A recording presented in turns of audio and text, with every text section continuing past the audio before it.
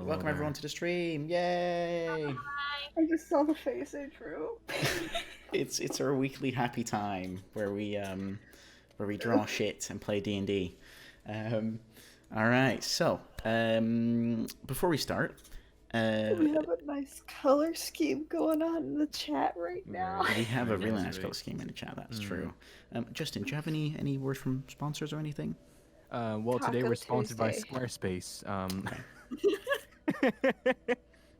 Before this stream starts, I need to let you guys know that this video stream is sponsored by Roundspace. Roundspace is the new web hosting service that you can pay bitcoins for. Are you good? Yeah, D&D Okay. Beyond. Yeah, we're sponsored by D&D Beyond. Okay. All right. Okay. I like this. Link in the on my OnlyFans. I feel like you're talking about the sponsor of a sponsor of a sponsor, and it's getting really confusing. But that's in our NBA where like we have to like talk about the sponsor of the sponsor of the sponsor. Right. Okay. No, that makes Sponsored sense. by everyone. They have there's Raid Shadow Legends. Raid Shadow Legends is the #1 most ambitious. So we're sponsored by a whole lot of things. We're sponsored by everyone in the world. Weekly. It's really cool. But that's our sponsor for tonight. Please, someone sponsor us. We'd really like to. Some the other money. notes. If you guys go onto the YouTube channel, there's now 2 episodes on there from this campaign, episode 2 and episode 3. Thank you to all the lovely people that watched episode 2. Because that was video coming out simply soon. amazing. There is an announced video coming out soon, so that's really cool. But yeah, you guys can see stuff there if you want to.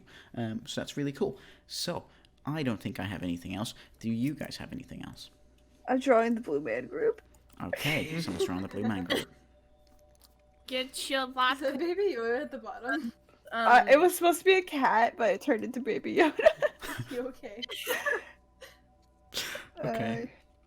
All right, okay. The stream is sponsored by Hypatoria. Yeah. Song coming out soon. I feature on it, so keep an eye out. Yeah, no, that's fair enough. All right, so if that is all, we can get started with tonight's session, where, after last session, you guys had just completed your feast, as you noticed that Terry, Cora's pet gecko, did not look very well. On top of that, you guys noticed that that you needed to take him to someone else. There was something bad was going to happen. So you decided to take him to Nala Turneroff, the vet of the town, and she helped you through Terry's transition, which, by the time it was finished, you could see that Terry had turned into a small pseudo-dragon. The next morning, you joined Tony, Mary, Carl, and an unknown person who you later learned was named Kobar Cutthroat Ainsworth. He explained to you that he needed help investigating the deaths of hundreds of people that were murdered by a pirate whose name had not roamed the seas for 2 decades. You reluctantly agreed to help out the overconfident sailor, mostly due to the extremely big bounty that could be paid out if you guys were successful. You boarded the ship, met the rather eccentric crew, and sailed away from the town of Highcliffe. While sailing, you got to know Kobar a little better, as he told you a ghost story that, a few days later, seemed to come true as a large, ghostly-looking ship sailed side by side your ship. The weather turned for the worse, and before you knew it, you were climbing a 250-foot wave as the ghost ship came crashing through the wave and right through your ship, seemingly leaving a lot of damage. Within the same instance, the waves, the damage to the ship, and the vision of the ghost ship disappeared and all turned back to normal. This is where tonight's session starts. Alright, so what do you guys like to do? I'm sorry, I'm so distracted. The right jelly. Who the fuck said their icon is Mungdal? That would be our lovely Lark Arvid. That's me, Oh, baby. it still says Arvid. It's still Oh, I did, okay. It transferred to the map! It did do said that. It would be Arvid. I did say that, that is very true. Also, the art for Mungdal as my profile picture is not mine. Hold on. That's okay. I don't know if I actually need to properly credit something that came from I forgot the name from of the game. Drawception. Yeah, hold on. Yeah. Let me I'm not find sure if out. it should, but it's alright. But I'm we, gonna we, credit be fine. whoever's needed. we've definitely said that it's not your artwork, so it'll be okay. I Okay. don't know who it is. All right. What would you guys like to do? Well, first of all, question: what the fuck? Mm. I need a hug. I'm scared. Oh yeah. Wait. So we literally just got done with being scared shitless because of this ghost ship, right? So literally, like in the seconds before the current moment, you saw the ghost ship crashing through, the mast breaking off with Cora in the top, and then also in that same moment, you just saw everything kind of return back to normal in the snap of a finger, and the ghost ship disappeared. The waves calmed down again, and the I ship climb is up now as fast as slowly I drifting. can and ask Cora if she's I. I'm gonna stay on the floor and cry. Okay. All right. Not okay. I'm scared. I want to go home. I'm gonna go check on my horse that I totally didn't forget last time. Okay. Yeah. Sure. I'm Sure. a terrible mother. I'm sorry. Okay, so Zerx, you climb up into the mast, and you see Cora and Terry on their shoulders. You see Cora just hanging on to the crow's nest. Yeah. Cora, are you okay? No! What was that? Fucking no! Fucking. But the thing broke. It fell and. Huh? Did fell? There was fucking. There were ghosts or something. They were asking for food and then they fucking attacked us. Or. We should probably get down and ask Cutthroat about this. I don't like spooky. I don't know if you can tell, but I'm kind of hanging off of the crow's nest. It's broken, and if I let go, I will fall. It's currently the crow's nest is currently fixed. Yeah, it's fixed, right? And never mind, I won't fall. Right, so we climb down. I suggest like, we should calm down. Okay, everything's fine now. Let's just climb down and ask Cutthroat what this is all about. Who's Cutthroat? Kobar. Kobar. Oh. Oh right. Sorry, I forgot. McCree, right? Yeah. McCree. Mercury. Okay, so you guys climb down. So in that time span, Yuda, you decided to sit down and cry. I'm sitting in a corner. You're sitting in a corner and you're crying and you're doing great. Just keep it up. I'm having a great time. Lark, you went to below deck, and you find your horse and looks okay, not panicked or anything. He's just vibing. Yeah, he's Somehow. just eating some hay. Vibe. I wish to be as serene as him. Upon taking a closer look, you seem to not notice anything being thrown around down here. Everything looks to be as it was. It's almost as if nothing happened down here. I want to take him. No, I don't want to take him above deck. I'm gonna That's leave a bad him down idea. here. Hmm. I'm gonna leave him down here, and Okay. just give him a pat on the head. Go back up and just. I don't know. Just pretend it didn't happen. I guess. Okay. All right. Just gonna try not to cry. Okay. Sure thing. No, join me in my sad corner. You're just crying on the floor. She's on the deck like. Yeah.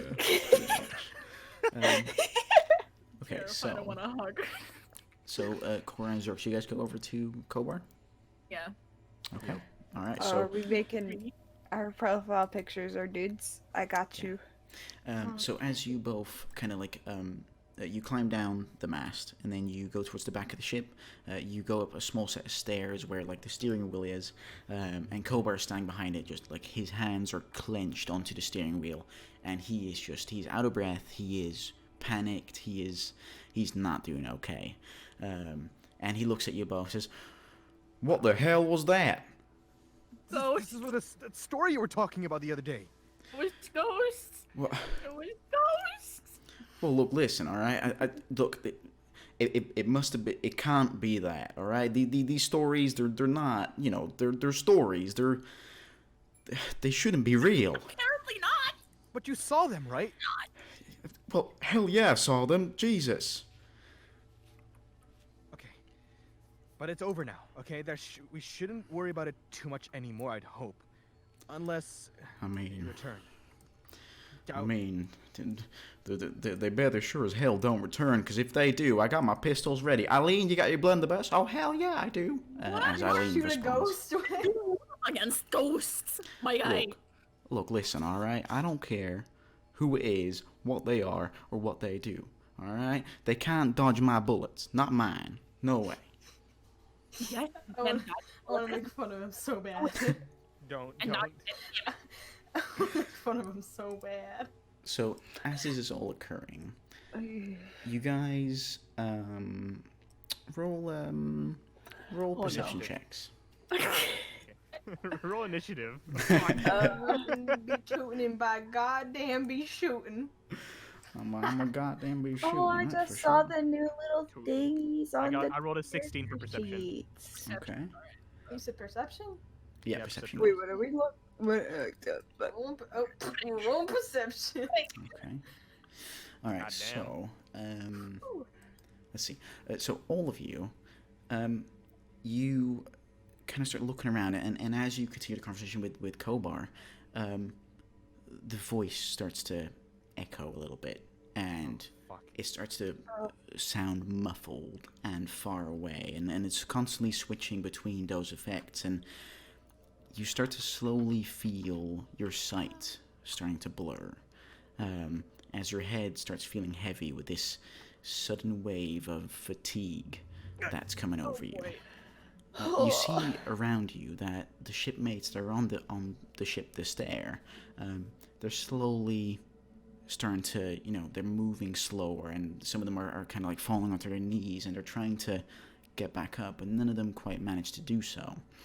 And as you look back to Kobar, he's also starting to wobble and slowly fall down to a knee, and Eileen is also falling down to her knees. And as you see that everyone's, falling to their knees and falling onto the deck, there seems to be nothing you can do. Even though your body is screaming to move and screaming to get back up, you also start falling towards the deck. As your mind... Is it? I have a question. Yeah. Is it only humans, or is Terry the same? Terry's the same. Aw. As your mind starts becoming more and more absent, eventually you feel your head hitting the deck, and at that point your mind drifts off We're all into dead. a deep sleep, where after an unknown amount of time, all of you wake up with dry lips and the bright sun in your face. Chapped. I need chapstick. Where are we? How long has it been? I'm hungry. You guys are like, oh, we're hungry. Like, nah, it's like, where the fuck we are? Nah. I need a snack. Don't worry. You are a snack. Buns. So it's currently only the four of you that are awake. Oh, wait, where are we? Where are the other dudes? We're just in the Everyone, middle of the ocean. We're still in the middle of the ocean, right? someone roll a perception check, and someone else can aid them if they want to. I got you. Actually, who has a higher perception? I only have a +2. I have a plus I have a three. +3. Oh! Oh. Okay. Let's go. All right. So, Zerx, as you wake There goes up, my good luck. and you kind of you kind of rub your eyes, and you get back onto your knees, and then you fully get back up again. You start looking around, and you see that Larkor and Yuta are also waking back up again. Everyone else seems to be in a very deep sleep. And as you start looking around you, like away from the ship and like into the ocean, essentially, you see some land towards the northeast. And as you kind of start staring in that direction, you can make out, a very faint tree line and some big mountains in distance, and you don't recognize these lands, as you have also not been there before. And besides that, you when you look a bit closer back to the ship again, you see the water moving around the ship, as you see several shark fins circling the ship. Where? Fish. I hop the others up ASAP. Okay, all right. So everyone is now back up. Okay, guys, All right. there are sharks circling the boat. Damn. Shoot him. It's fine. Can we wake? Can we go? Can we go and try and wake up Kobar? Take Sure, his yeah, gun. you can shoot try. the shark. No, we're gonna let him shoot him. Don't worry, I Yeah. have my bow. I can shoot him. Oh yeah, you do that while I try and wake up Kovar. Okay. I'm gonna look around on the ship for some like navigating tools. Okay. Like, wait, is it sharks or is it like just shark-looking fins? That's the question. As far as you What can else? tell, they're sharks. Roll perception. What else would they Punch 'em. be? Let's go punch him. Jesus. I wanna shoot one of the sharks Okay, all with right. my longbow. Yuta, is there anything you're doing as well in the meantime? I don't know. Okay. So, Corey, you walk up to the edge and you also see the sharks. You take out your longbow, I presume? Yes. You are at a disadvantage because this is 20 feet away. Maybe 30 at best. Your Oh, longbow needs to be at right. least 120. That's fine. Okay, alright, roll your attack. Sit down. Okay, alright. +8. Damn, what? So, How so could you roll so well when we just like got and tested it out, and now that it matters, like what? So you take out your longbow and you take out an arrow and you start to aim, and you let go and the arrow shoots into the water and it seems to just miss the shark-like creature. I want to do it again. Okay, roll another attack. In the meantime, Zerx, you're trying to wake up Kobar, right? Same thing happens. You miss the shark Wait, creature. Okay, so Zerx, you're trying to wake up Kobar. Kovar, come on! I like the cheeks. Like, Slap him. Beat him up. come. What the hell? Good, you're awake. Okay, Jesus Christ! Everyone yeah, else and is still how? knocked out except for us four. But there are sharks the circling the boat. I'm on my way to help out the others, but I think you Sharks. should go help out. All right, okay, all right. Calm down there. All right, they're just sharks. All right, they're hardly gonna bring the boat down. Okay. And next time you wake me up like that, I mean, I'm gonna slap you so hard you might be off this ship if you don't watch it. And with that, he kind of gets back up, and he starts looking around himself. He takes out a little compass, and you see this, Lark. And as he takes it out, he's trying to kind of figure out what direction they're in. And he says, huh.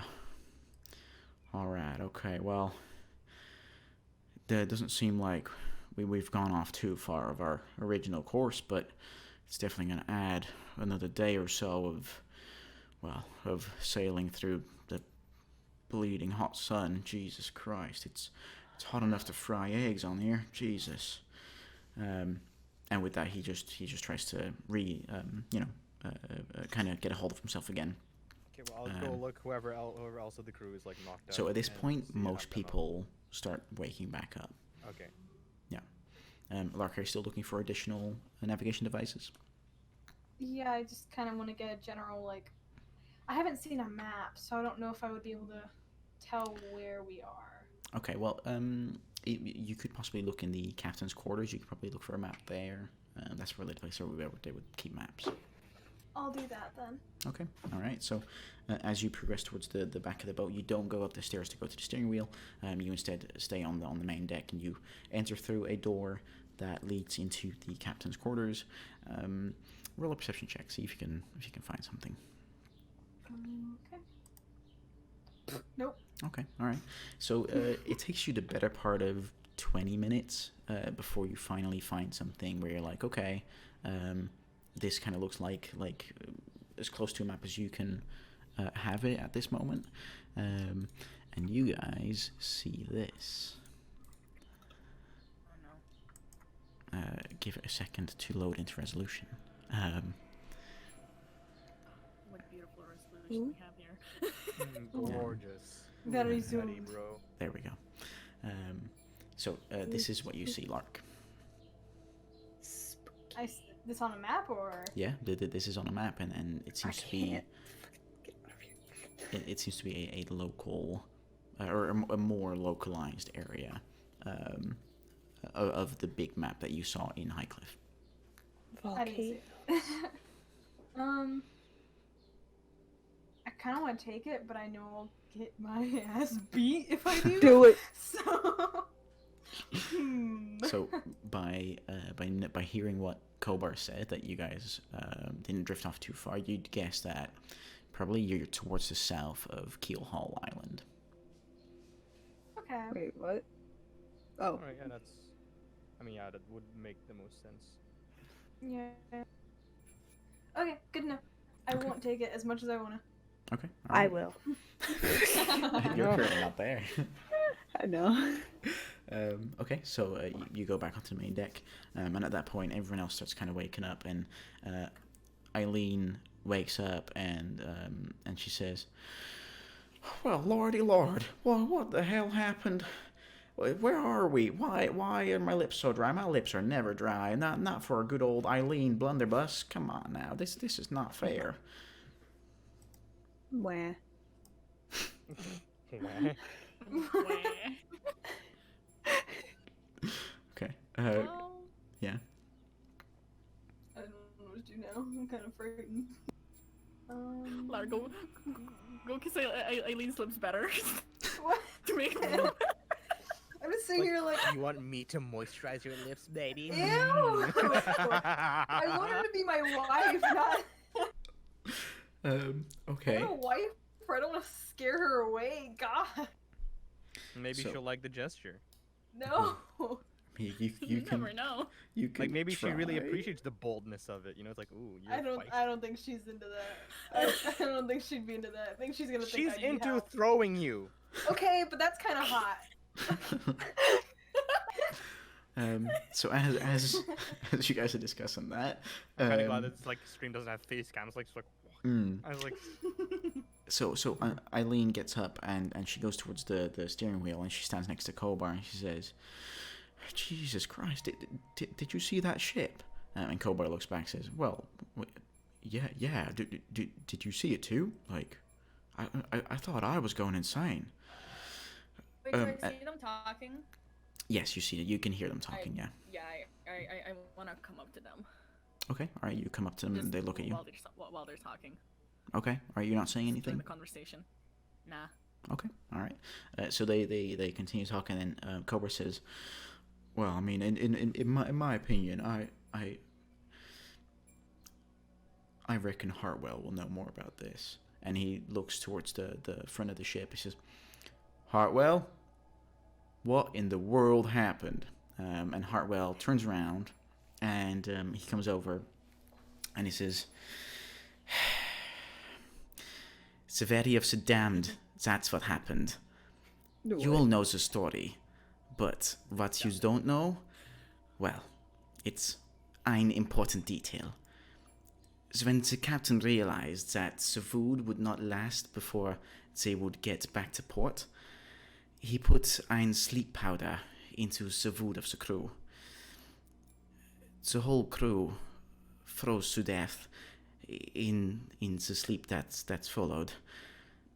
And then Kobar, bless you, Kobar looks back and says, Right, well, that's... So you're essentially saying that, and I mean, I'm saying this in proper comments, seeing as that's rather difficult for you. It means that the ghost ship crashed into ours, and some of that sleep powder affected us? What? And Hartwell looks back and says, What? "Well, look,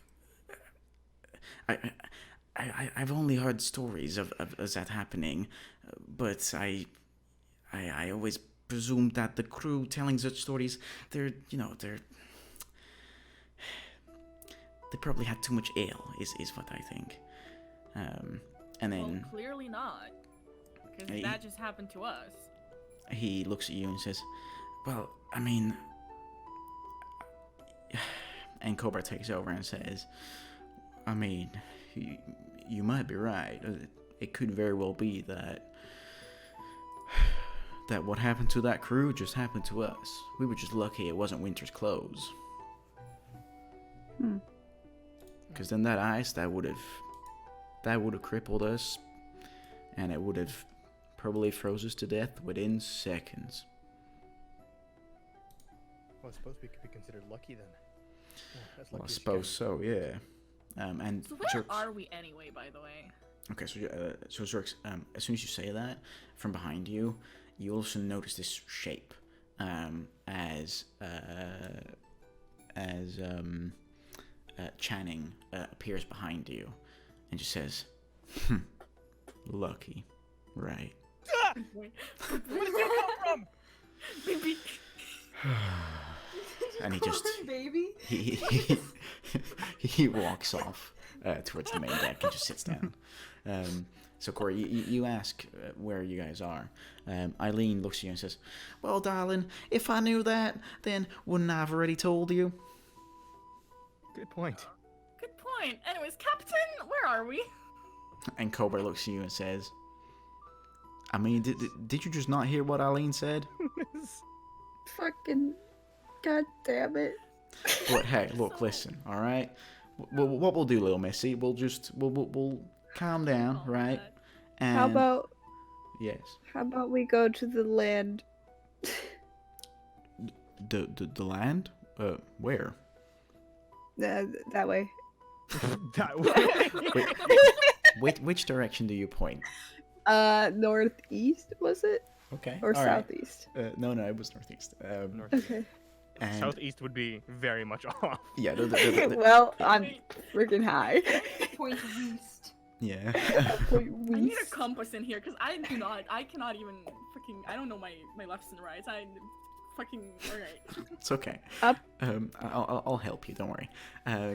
So as you said that, you're pointing towards northeastern direction. Cobra looks and he grabs his spyglass and he looks that direction and he stares for a few minutes and he says, "Well, I'll be damned. All right, that was some great spotting. You must have some great eyes there. Jeez. All right, so that's looking like the Blood Moon Isle. All right, okay. All right, folks. Doesn't seem like we're too far away, but by that smell, and you all now notice this horrible stench as it slowly comes drifting towards the top of the ship. And he says, but by the smell of that horrible stench, I reckon we are well out of food. We must have been out for a few days, for sure." A few days. And he continues and he says, It's looking like we gotta restock somewhere, and the only place I know around here is Blood Moon Haven. And Eat that horse. that's No. excuse me, we are not going to eat a horse, wait. all right? As Yuta says that, I shove up one of my buns in his mouth. Oh, you I still have shove my- those? I still have. Stale by now. It doesn't matter. I still have 4 buns and 2 chocolate. It's like as hard as a rock.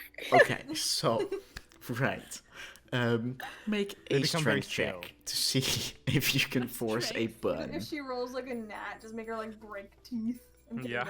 Okay, 3. so Okay. so you take out your bun, and this is as hard as a rock, right? This is if you've been on the seas for 3 days, plus it's been an extra few days since you've been out. That is just it's no longer recognizable as a bun, right? It's break hard a as weapon? shit. Can I use it as a weapon? Chuck it at the sharks. Sure, it's an improv weapon, sure. And you try to shove it into Cobra's mouth, and Cobra's just like, "What the hell?" No, Get- Yuta. get the shit. not That was Cobra. mine. Yuta. Oh, right, okay. You try to shove it in Yuda's mouth. Yuda, roll a dex saving throw to see if you can I dodge need to that. get If you my roll- sheet. If you like roll lower than this. This will be interesting Three, if I Yuda swear rolls to lower. Oh my Oh. god. I got a nat Oh one! my god. You got a nat one, but she got saved. No, it's still in that one at that point. Doesn't it? What? Oh, shit. Okay, so, Yuda, you currently find yourself with a rock-hard, unrecognizable bun in your That mouth. is I'll so take it out of whack. my mouth and throw it at her. Okay, roll a I dex. dodge. Roll a d20 plus your dex to see if you can.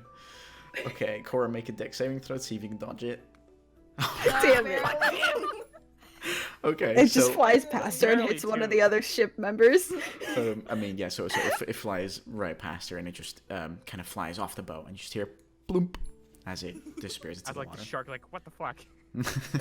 There seems to be no response from the shark. Even something, even though the shark is probably hungry, even something that repugnant won't attract it.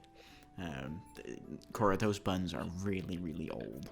I want to eat a shark. Sharks don't eat bread. I'm pretty sure sharks eat about everything. But so with that, Kobar kind of starts slowly giving directions to the crew to let the sails down and raise any of the oars out of the water and make sure that everything's ready to go as you guys slowly start moving again towards northeastern direction. All right. I want to eat a shark. You want to try and catch a shark? I can catch a shark. You guys can try. All right, Y'all wanna- guys, Yo. guys, I got an idea. Okay. So, Yeah. y'all lower me with the rope. Guys, I have a trident. No. I have a trident. Oh I asked Cora if I can get one of the buns so I can throw it at him. That's actually something I forgot to put in Sure, my whatever, sheet. you can knock get a a bun. shark unconscious. I got bun. I want to try and throw it at the shark. What do I roll Okay. for it? D20 plus dex. D20 plus dex. All Yeah, right. see if you can hit that That would shark. be my dex. Come What on, would be come a on. Give me dex? something good. Wow. You Wait, I you, wanna you do the try and same. throw it, right?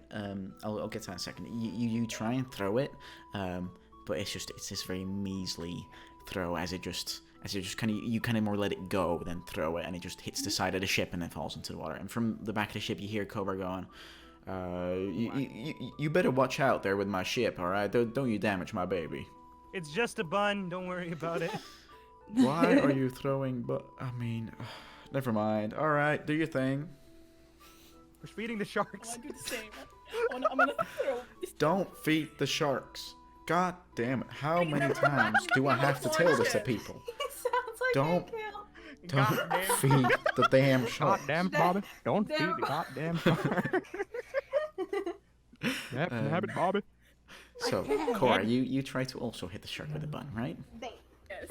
Okay, roll your d20 plus dex. See if you can hit the shark with a hard bun. Oh my god. There you Okay, go. so you take the bun, you kind of hold it above your head, and just with lightning speed, you just Deck it. projectile this bun Fucking yeet. towards the shark.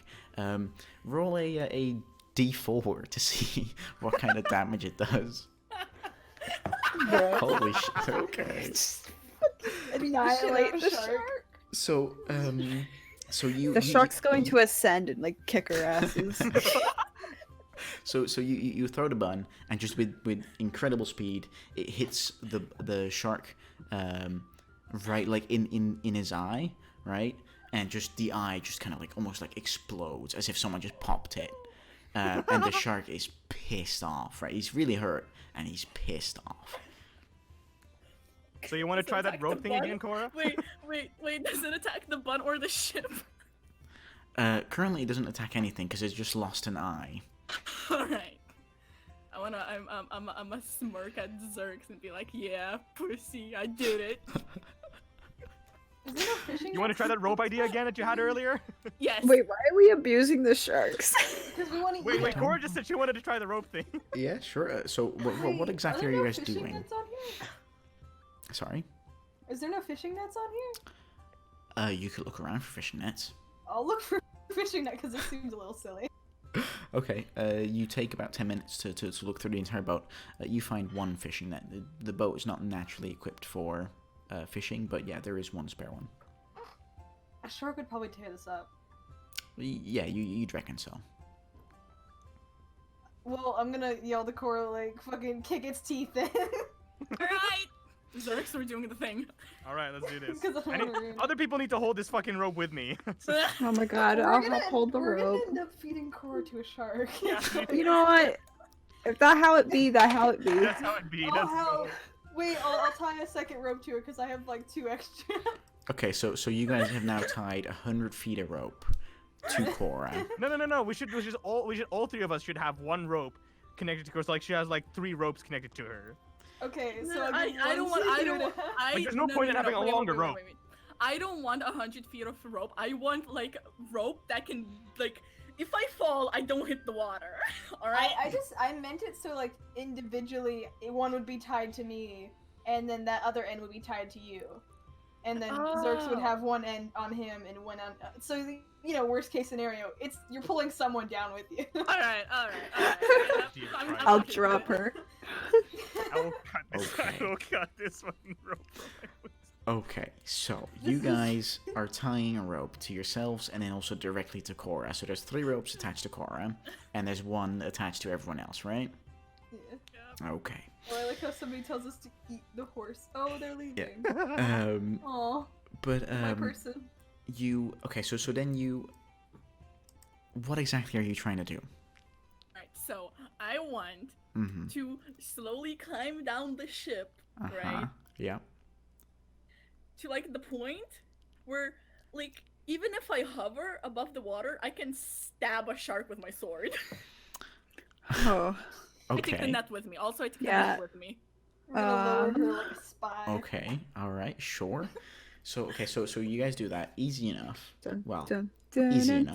dun, dun, dun. So Ruda, you are now hanging about 20 centimeters above the water, right? God. You have your sword out, you have the net in the other hand, and from the back of the ship you see the fin coming your way. There seems to be a trail of blood coming from where the eye was. All right, I'm prepared to defend myself and stab him. Okay, so and as the Can I nose. like stand, can I like look over the edge and like have something prepared? Like if it's like I'll prepare a dart. Yeah. sure, you sound very far away, by the way. Okay, so yeah, Sorry. I'll there you prepare a go. dart Okay, sounds good. just in case. Yep. So as the shark notices you, Prepared to Cora, fucking pull me up. it speeds up, and it's gonna go for you. But you have first your attack. So roll your attack with your sword to see if you hit it. Okay, all right, that definitely hits. Roll your damage. Oh fuck. Okay, all right. So Wait, the short sword does piercing? yes, it does. Yeah. Yeah. So as this shark starts coming towards you, you prepare and you have one hand on the short sword, and the shark comes closer and closer and closer, and it just jumps out of the water and tries to bite towards you. And as it tries to do so, your sword just goes forward at the exact right moment, as through its open mouth, your sword just stabs into like the roof of its mouth, and it just stabs straight through its brain. Yikes. As it then Nice. it wiggles and it's trying to, and then it falls limp, and you now have a very heavy, probably Alright. Okay, so we 100 need to all just, kilo like, roll shark. strength. So no, wait. All right. We're gonna have First to of pull all, Cora up and then we use the fishing net all together. I took the fishing net with me, so I want to put Oh, the you shark did, in right. the fishing net. Hey, Okay, so Try to like kind of tie it up so I am not the one who's holding the shark. The fish net is holding the shark, and I'm holding the fish net. okay, make a Why would you do that? God, what kind of check is this? Make a make a Just let me do strength it. check to see if you can wrap up this 100 kilo shark. How much do sharks weigh? I mean, 100 kilos is light for a shark. 15. If you drop this shark, I'm dropping you. So just about you manage to kind of like wrap up the shark in this fishing net, just enough that you could carry it out if you wanted to. I want Zerx, Lark, and Yuda to make a strength check, and Cora, I want you to make another strength check to see if you can all together pull Damn, this. why do my rolls fucking suck when they matter? 14. Don't worry, I'm taking average. Okay. Okay. no. Well, I never said I was strong, okay, guys? Okay, so it takes you guys the better part of 15 minutes just tugging. I'm gonna roll my and normal die tugging. next time. I don't like the I fucking Yeah. roll 20 rolls, dude. As you guys were just tugging to try and get this shark on board, Eileen sees what you guys are doing, and she comes over and she grabs Lark's rope, and she's like, "All right, little darling, do you need a bit of help with this one?" Yes, please. Okay. As she does so, she rolls a 3. It takes you guys.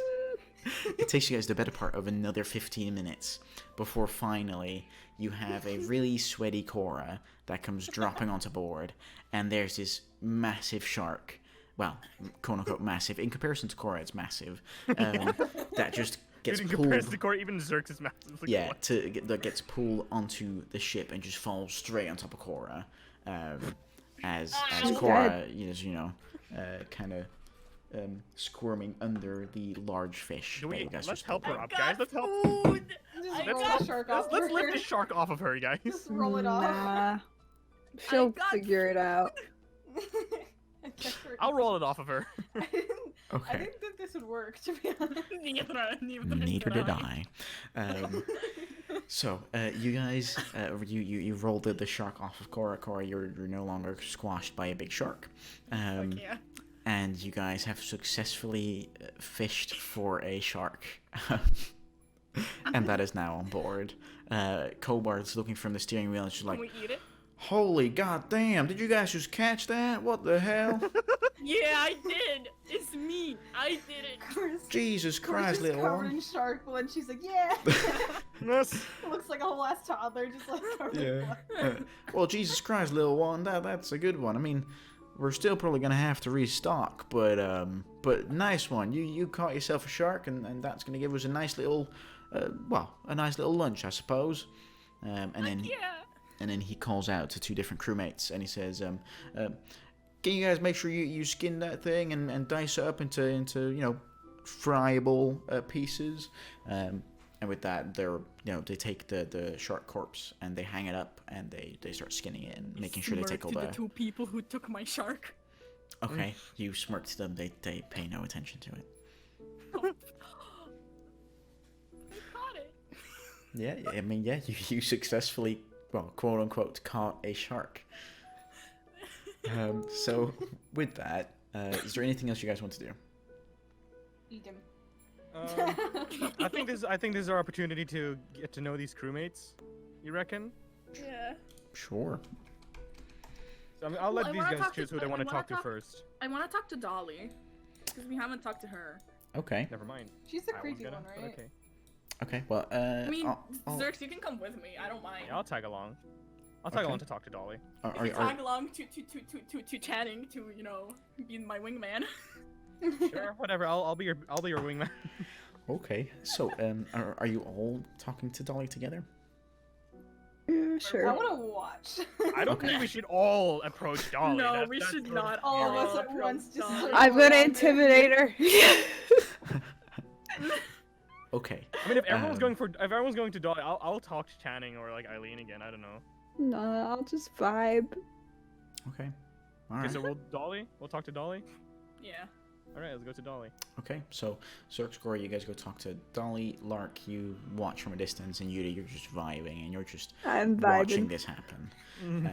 So, Cora, Zerx, you guys find Dolly. She's currently manning one of the sails. She doesn't seem to be particularly busy in the moment. Yeah. All right. Well, Cora, you want to start this off, or Cora? No. He's just sitting there laughing. Okay. Well, I guess I like. Wait. So what is she doing? She's currently manning one of the sails. She's making sure it's in the right position and that it's at the right length, but she's not currently doing anything. Bro, that's so cool. All right. Well, I call out to her like, hey, you need some help with that? Well, not that I know a lot about sales, but if there's anything I can do to help. I'm pretty well, strong and caught a shark. And then you start talking. So she looks at Cora and she just says, right, yeah, no, I saw that. Nice one. That was some skillful work. And Zerx, I believe it was. I thank you for the offer, but I think I'll be okay. All right. That just is fucking. I don't know how to continue this. Neither. You're a terrible wingman. What do you mean terrible wingman? I just try to get to know everyone. Like fucking. How do I start a conversation with like with a fucking whatever? Okay. Trying to think something real quick. Ooh, great idea. Um. Okay, you pick her up and throw her, and Cora catches her. That's all the flirting I know, guys. Yeah, you're gonna talk to us for being shit wingman. Hey, throw me! Fucking. So what are you I guys doing? mean, Well, I guess I'll just try strike something up where it's like, hey, so I suppose there's nothing wrong with getting to know everyone on the ship. If Suppose you don't not. mind, like telling us a bit about yourself. Well, I mean, I never really get asked that, but I mean, yeah, sure. What would you like to know? Well, how did you get acquainted with this entire group here? That's some interesting story. I mean, that is a beautiful story. That is. Well, I grab so, like a seat to sit down and like. okay. Mind taking a seat? You can grab a barrel and you sit down on that, and she kind of stays on like the side of the ship that she's currently sitting on. I sit on Okay. the floor because floor is the most comfy. Okay, all right, you sit down on the floor, and she looks above you and says, "Well, I mean, yeah, no, that it was a great story. So, you guys know how my my nickname is Slayer, The Slayer, right? yeah. Yep. So, originally, I was on the opposite side of this crew. There was I was with a pirate group, and well, I mean, you know, we would get a score or two every now and again. Nothing major. It was just, you know, we were just scrapping by, really, until at some point when Ella Fane started gaining more political influence inside the Deadeye Bay, and was definitely gunning towards a more authoritarian position. On one of her last patrols through Deadeye Bay, we happened to run into them, and we happened to have the info that they were escorting a very, very wealthy merchant ship that was, carrying somewhere upwards of 50,000 gold pieces. And that sounded like a really good idea to us. Even though it definitely wasn't, it sounded like a good idea. We started getting closer, and we saw that they noticed us. And as we came side by side and we started boarding their ship, by the time they had even rounded up all their men to do their fighting, I'd already sliced the throat of 3 of them. Impressive. And by that point, Ella Fane just, her voice almost just impressive, almost godly in a sense. She just yelled stop once, and everyone stopped fighting. She looked at me, and she offered me to be part of her crew instead. And with that, I figured, you know, that 50,000 gold pieces they were escorting, probably a part of that was going to go to the crew, and I would not want to miss that. So, within an instant, I turned around, I jumped back onto my old ship, and by the time that Ella Fane even said we could continue fighting, I had sliced the throat of 5 of them. So, yeah, gorgeous story, don't you think? That is quite the story indeed. You two sound like a hell of a woman. I mean, I appreciate that. I have been called hell before, that's for sure. I mean, that's in the best way possible, of course. I mean, depends which side of me you're on. Oh, okay. Well, I would not want to end up on your bad side, that's for sure. No, you would not. No, you would not. So, Yeah. Have you heard of, or do you know anything of the society, by the way? The society. Is that one of those weird eccentric ships that the rich people go to in order to have a good night out, or am I missing it? I just kind of like talk to her, like to Cora's like, I don't think because she's not from where we were. Oh, she's not from, but she could still. You know, something like know the society something. would be very local, I'd assume. But you know, it's always I mean, worth it asking, never I hurts suppose. to ask. Yeah, no, that's why I'm just pointing out the chance of it would have been. No, it's apparently, like, all I know, it's kind of like a cult here. Right. Okay. Well, I mean, if you ever find them, let me know, and I'll help you out slicing some throats and slicing some more throats, and yeah, I'll be happy to help. Alright. Something tells me that slicing throats is your specialty. I mean, you could say that, yeah. I mean, you should ask Kobar about that one. Well, I mean, his name is Cutthroat. I'm sure there must be some relation there. Oh, you bet.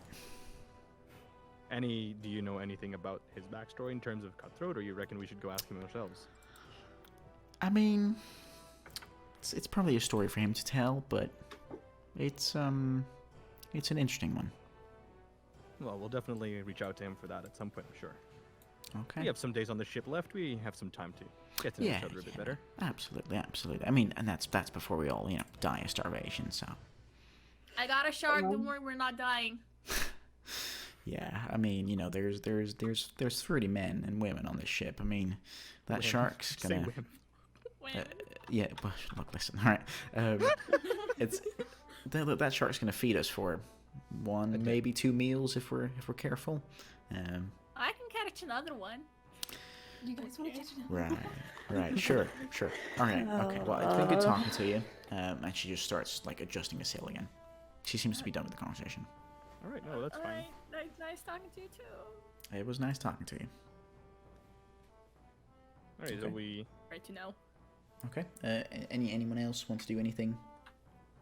Captain, sure. I'm kidding.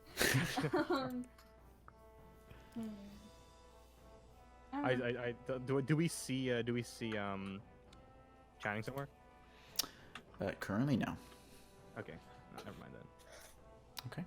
All right. So with that, the day starts to just progress by as you guys keep on sailing in northeastern direction, and slowly on the horizon, the landmass you saw starts to become bigger and bigger, and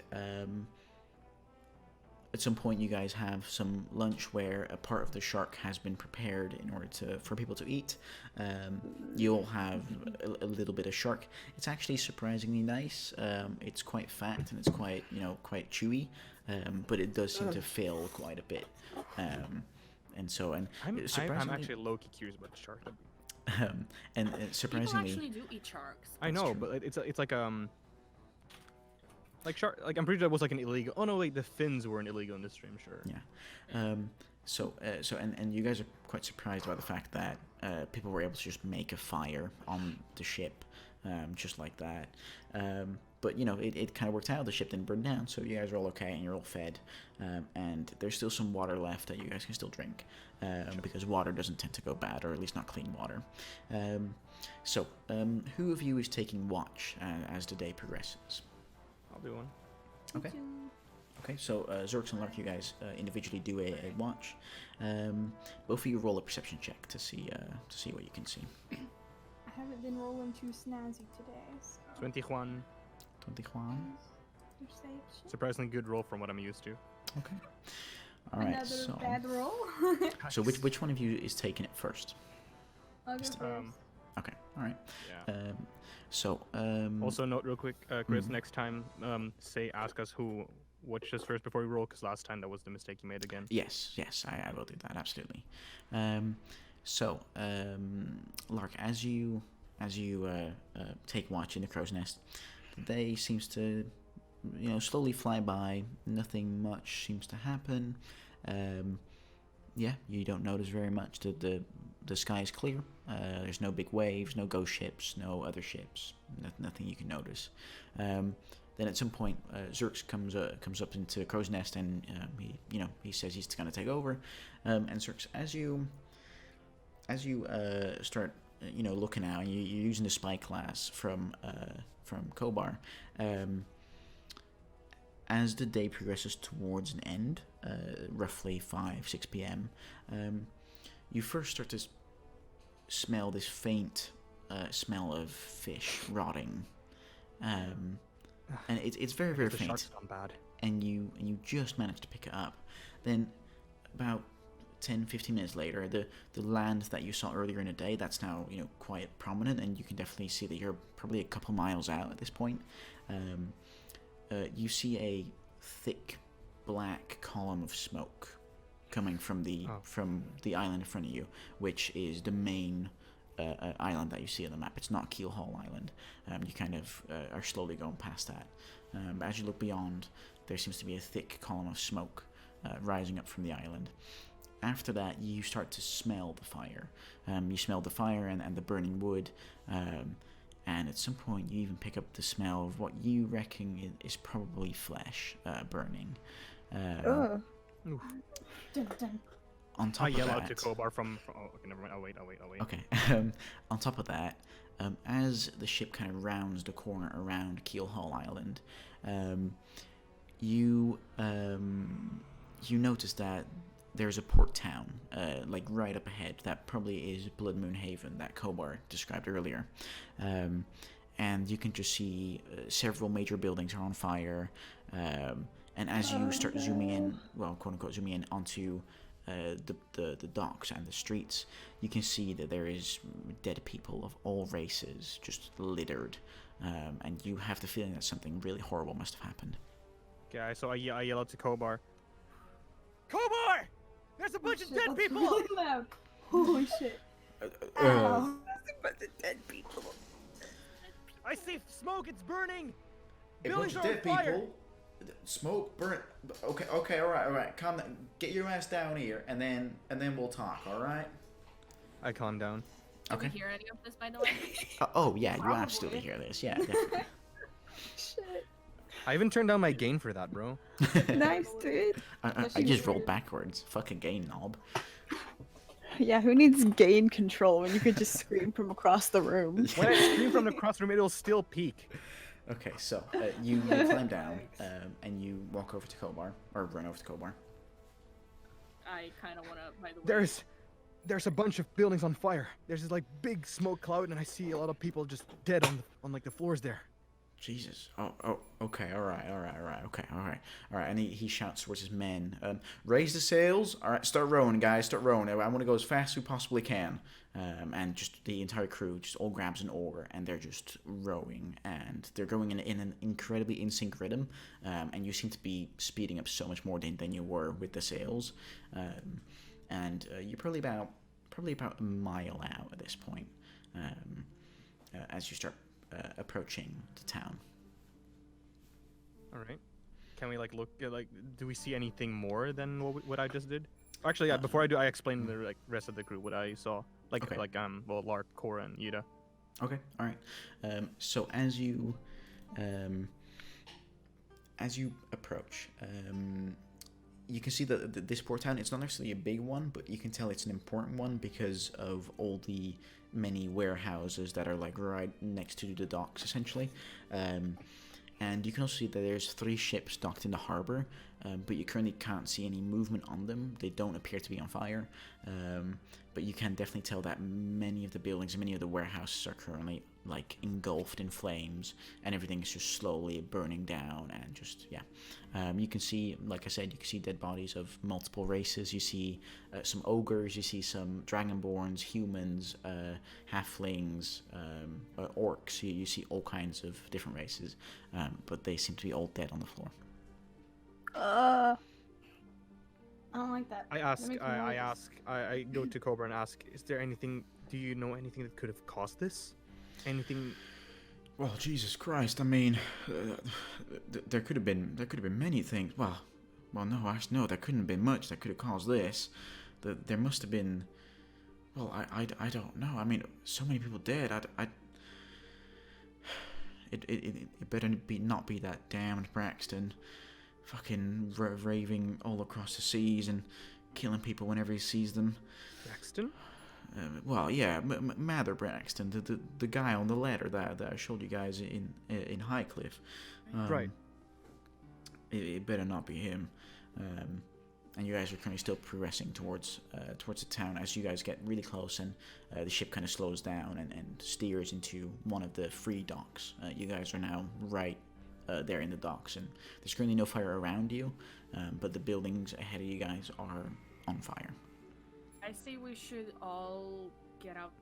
And stick together as we like move on. Yeah, and see what's happening and see if we can catch anyone. Okay. Or alive and get them to safety.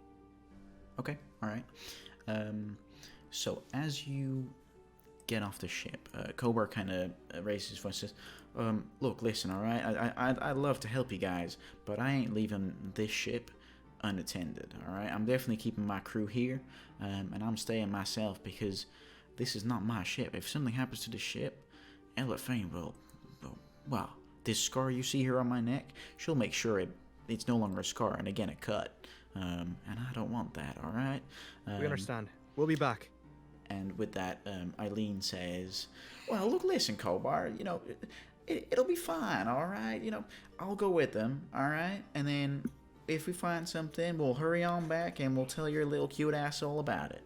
And Kobar's a bit blushing after that comment. And he says, Cute ass. Ooh. Eileen. and he Eileen, says, I didn't know you liked my ass.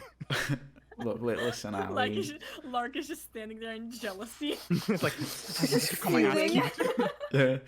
No, Cobra turns back to Eileen and just says, look, listen, Eileen, my buns are my priority, all right? But I'm not sure if Elephant would be all right with you going off like that. Well, what if you don't return? And Eileen says back, look, Lark listen, We'll make all sure right? we do. Lark will make sure that she comes back safe. Yeah, me specifically. And I really appreciate that, but Kobar, please, you know, have you ever met anyone that was able to tame this blunderbuss? I don't think so, alright? I'll be back here, don't you worry, and as soon as we get back to Deadeye Bay, we'll eat some nice little cake, alright? And with that, she hops off the ship, and she has her blunderbuss with her, right? And it's a big blunderbuss. It's kind of like an old age shotgun. Yay.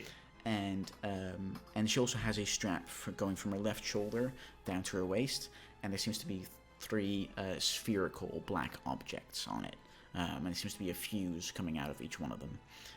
As you now recognize that these are probably bombs. Many of you probably wouldn't have seen these before because they're not very common.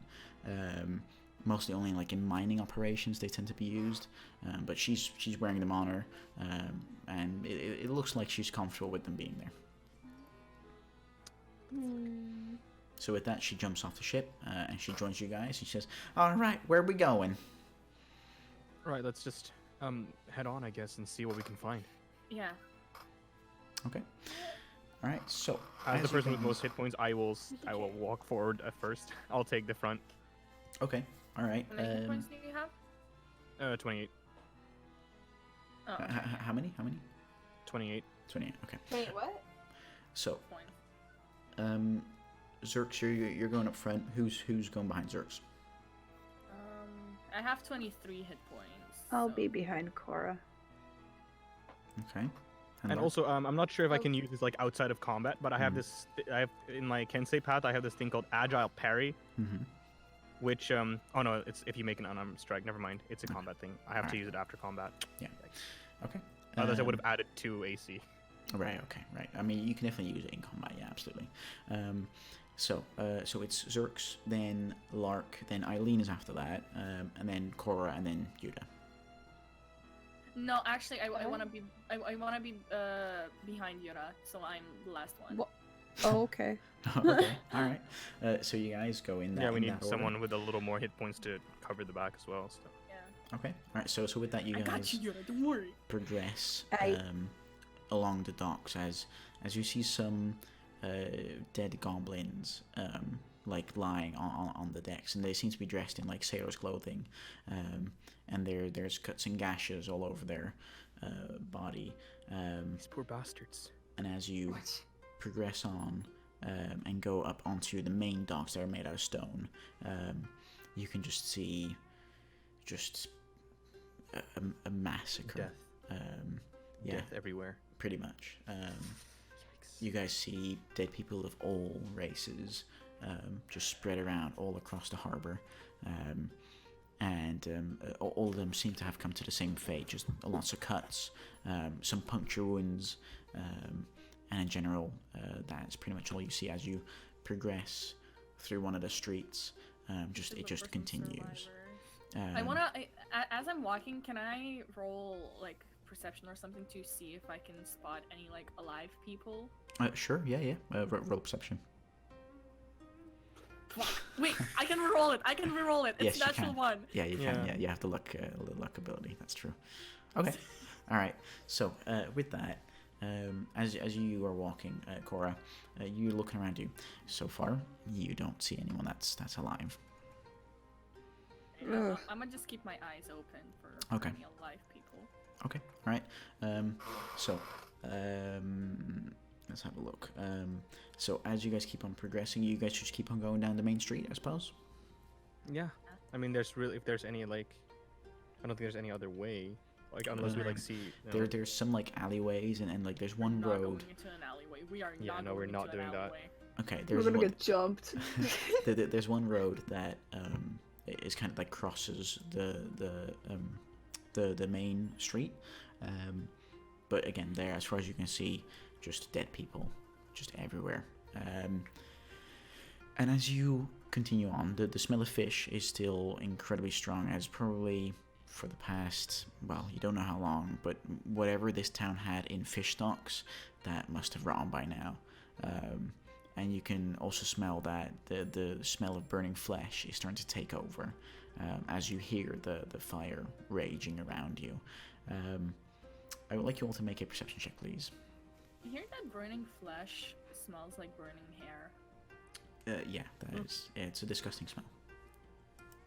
It's a 15 again. Perception. Okay. First No, that's passive performance. roll Wait, I've that's gotten. performance. Whoops. Perception. Where are you? There you are. Perception. Okay. Nat Oh, 20. damn. Jesus. Okay. Why do I only roll shit? Why do I roll good for this, but when I'm in combat, I just roll shit? It's fine. Don't worry. I haven't Did- literally. This is the first passing roll I've gotten today. Trust me, these rolls can be very important too. Yeah, no, I So- get that. But As you guys progress through the main street, you can see in the distance, like the tower of a church, and there's also thick black smoke coming off of that. But as you guys progress, Zerx, you're the only one that notices this. As you walk through the streets and look at some of the bodies, they seem to be covered in this slimy substance, and you can hear the sound of some rummaging coming from up ahead. When you focus on that, you can almost seem to hear the sound of some kind of chant going on in a language that you don't understand. what's the language? You wouldn't know. Can I understand it? No. Can any of us understand it? Well, currently none of you hear it. But even if you guys were to hear it, none of you can currently understand it. It's just like a complete different language because I know some weird languages. Which languages do you know? Tell me what the language is first. I can't tell you which language they're speaking, but if you tell me which languages you can understand, I can tell you if you can understand what's being said. Ooh, I know a couple languages. Well, there's Common, there's Elvish, there's Draconic, and there's Celestial. Okay, you don't understand what they're saying. I know all the same ones as him. I don't know Celestial, but I know Infernal. No, you also don't understand what they're saying. I know halfling. You also don't understand what they're saying. Right, Yuda, do you have any language you want to? I have Common, Infernal, and Abyssal. You also don't know what they're saying. Why Go do beat we, him Oh up. fuck. why do we all have so many languages?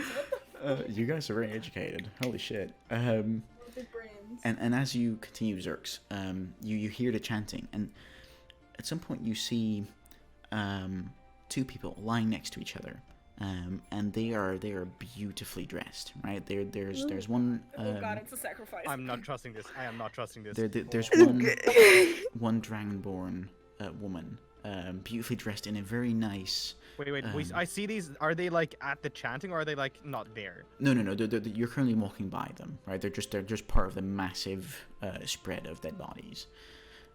Okay, that's odd. That's weird. We need to watch out for them. What? Question. So yeah, I don't see them, do I? Are we getting too suspicious? probably at this point you guys see them. Yeah. Okay. Are they alive? Are they breathing? You can check if you want. Or are they dead? Well, currently it seems like dead. I rolled 3 15s in a row. What the fuck? That's amazing. So with that, you take a look, and they definitely seem to be dead. There's a lot of stab wounds and a lot of slashes and cuts and things like that. Why are they dressed beautifully? Why is that something you pointed out? So as you look at See them, that? Those are the like Baron and Baroness of the town. so as you take a closer look, Cora, you do indeed find a ring on the Dragonborn male that's next to it in beautifully adorned armor. The ring on his finger seems to have some kind of seal in it. That would definitely indicate that this Dragonborn is of much higher standing than normal people. And around this man and woman Dragonborn, there's several guards, also all dead, in their armor. From Christ. a rough estimation, if you were to sell it on the black market, 50 gold pieces. If you were to, properly sell it,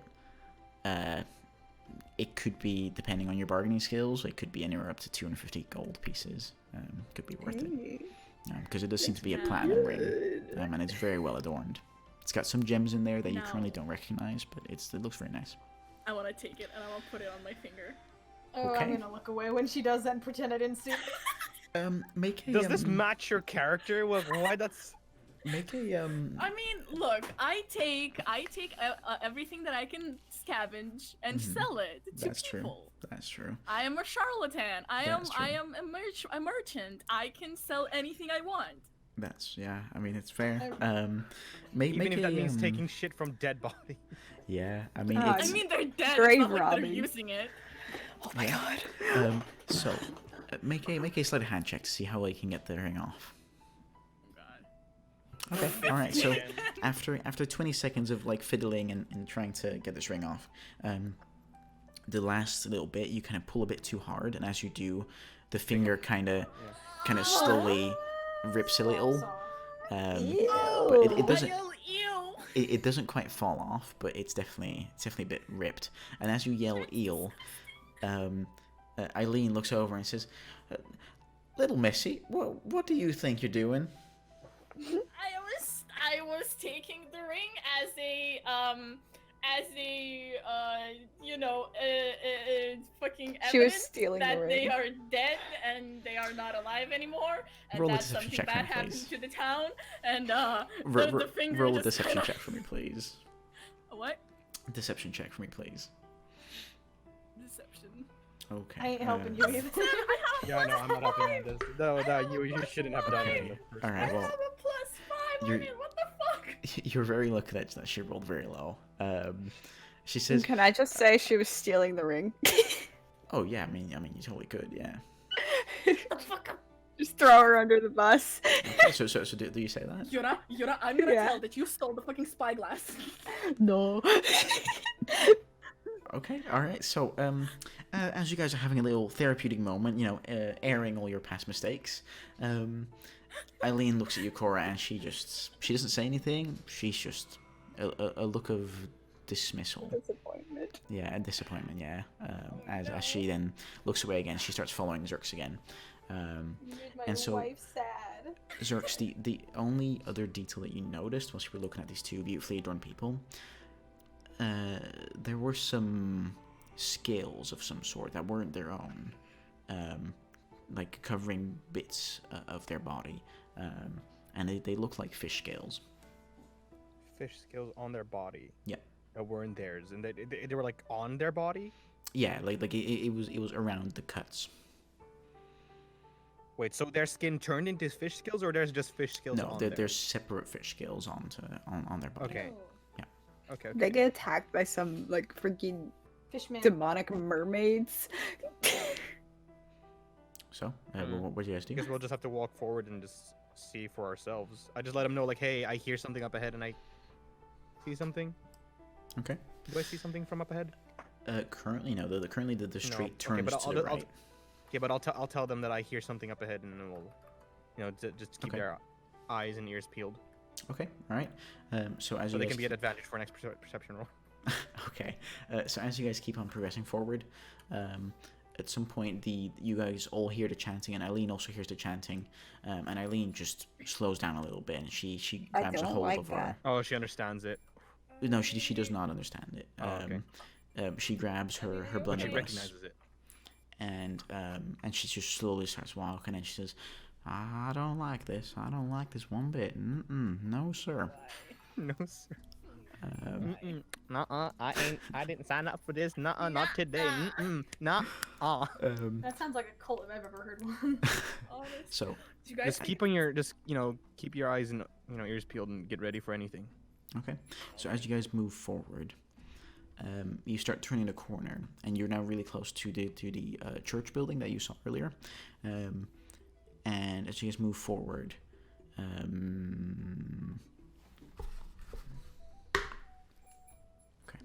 Oh no. you guys very slowly. Are you guys stealthing or no? I'm stealthing. Yeah, Sure. Too. Okay, Probably better, alright. yeah. Next time I won't give you a heads up on that anymore. Okay. Yeah. Okay. Okay. Yeah. So all of you roll stealth for me, please. Oof. 16. 12. I'm not a very sneaky lady.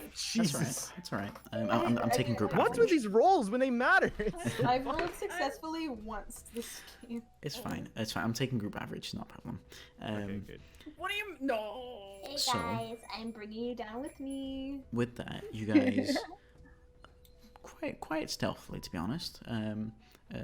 Relatively stealthily, you guys progress on forward, and as you turn the corner, the full corner, you see the following.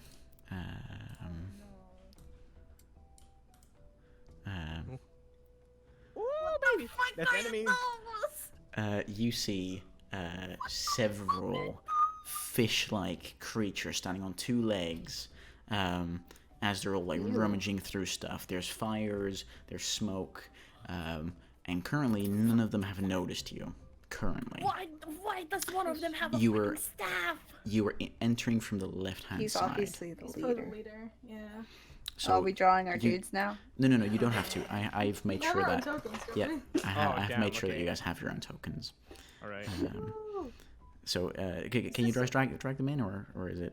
Does it? Or I does it don't have know to- how. I don't know how to drag him in. Okay. Me alright, neither. I'll do it for you guys. There you go. I'm There's big dumb. Zerks, Hey, that's my boy. and that's Cora, and that's Lark, and that's Yuta, and then also Eileen also joins you guys. I had to do a very quick Hey. thing.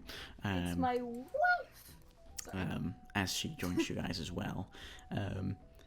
You guys are a bit further back, as you've only just entered, and you're trying to stay without them Okay, noticing so you. I was ahead. Yeah. So just roughly about that. There we go. If you click and highlight everybody, you can move us all at once. Oh, really? Okay. I didn't know that. Okay. So with that, you guys have 30 seconds. Obviously not actually 30 seconds, but you kind of have like 30 seconds to do anything before these creatures would notice you, seeing as you guys did it so stealthily. Throw a dart at the first one, or do we? Wait, do we? Jesus. You I think we guys should. have. I mean, we're gonna fight regardless. I think we should. 'Cause they're We gonna can notice us. hide.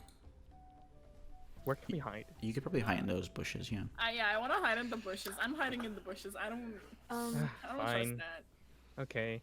I Go wanna hide and Man. prepare an action. Wave the drunken fist would have been Okay. so nice right about now. Okay. So. How as do, all- how do I take my token? How do I move my token? You just move grab it. and drag it. Oh, there There we you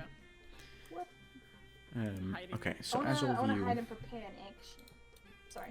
Okay. No, that's right. Yeah. So I'll as prepare you my all- dart as I hide, Okay. just in case they notice us. I'll Okay, prepare a so- dagger. All of you start to hide in the bushes. Lurk, what are you preparing? Thunderwave.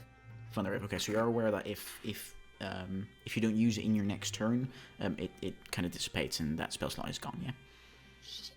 Ooh. because you're kind I of want to preparing take it out to the and point prepare where my you're bow, by the way. okay.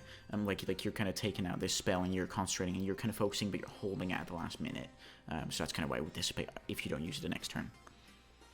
Do we all just point it at this like one guy over here? Just all shoot at the same time and see if he dies.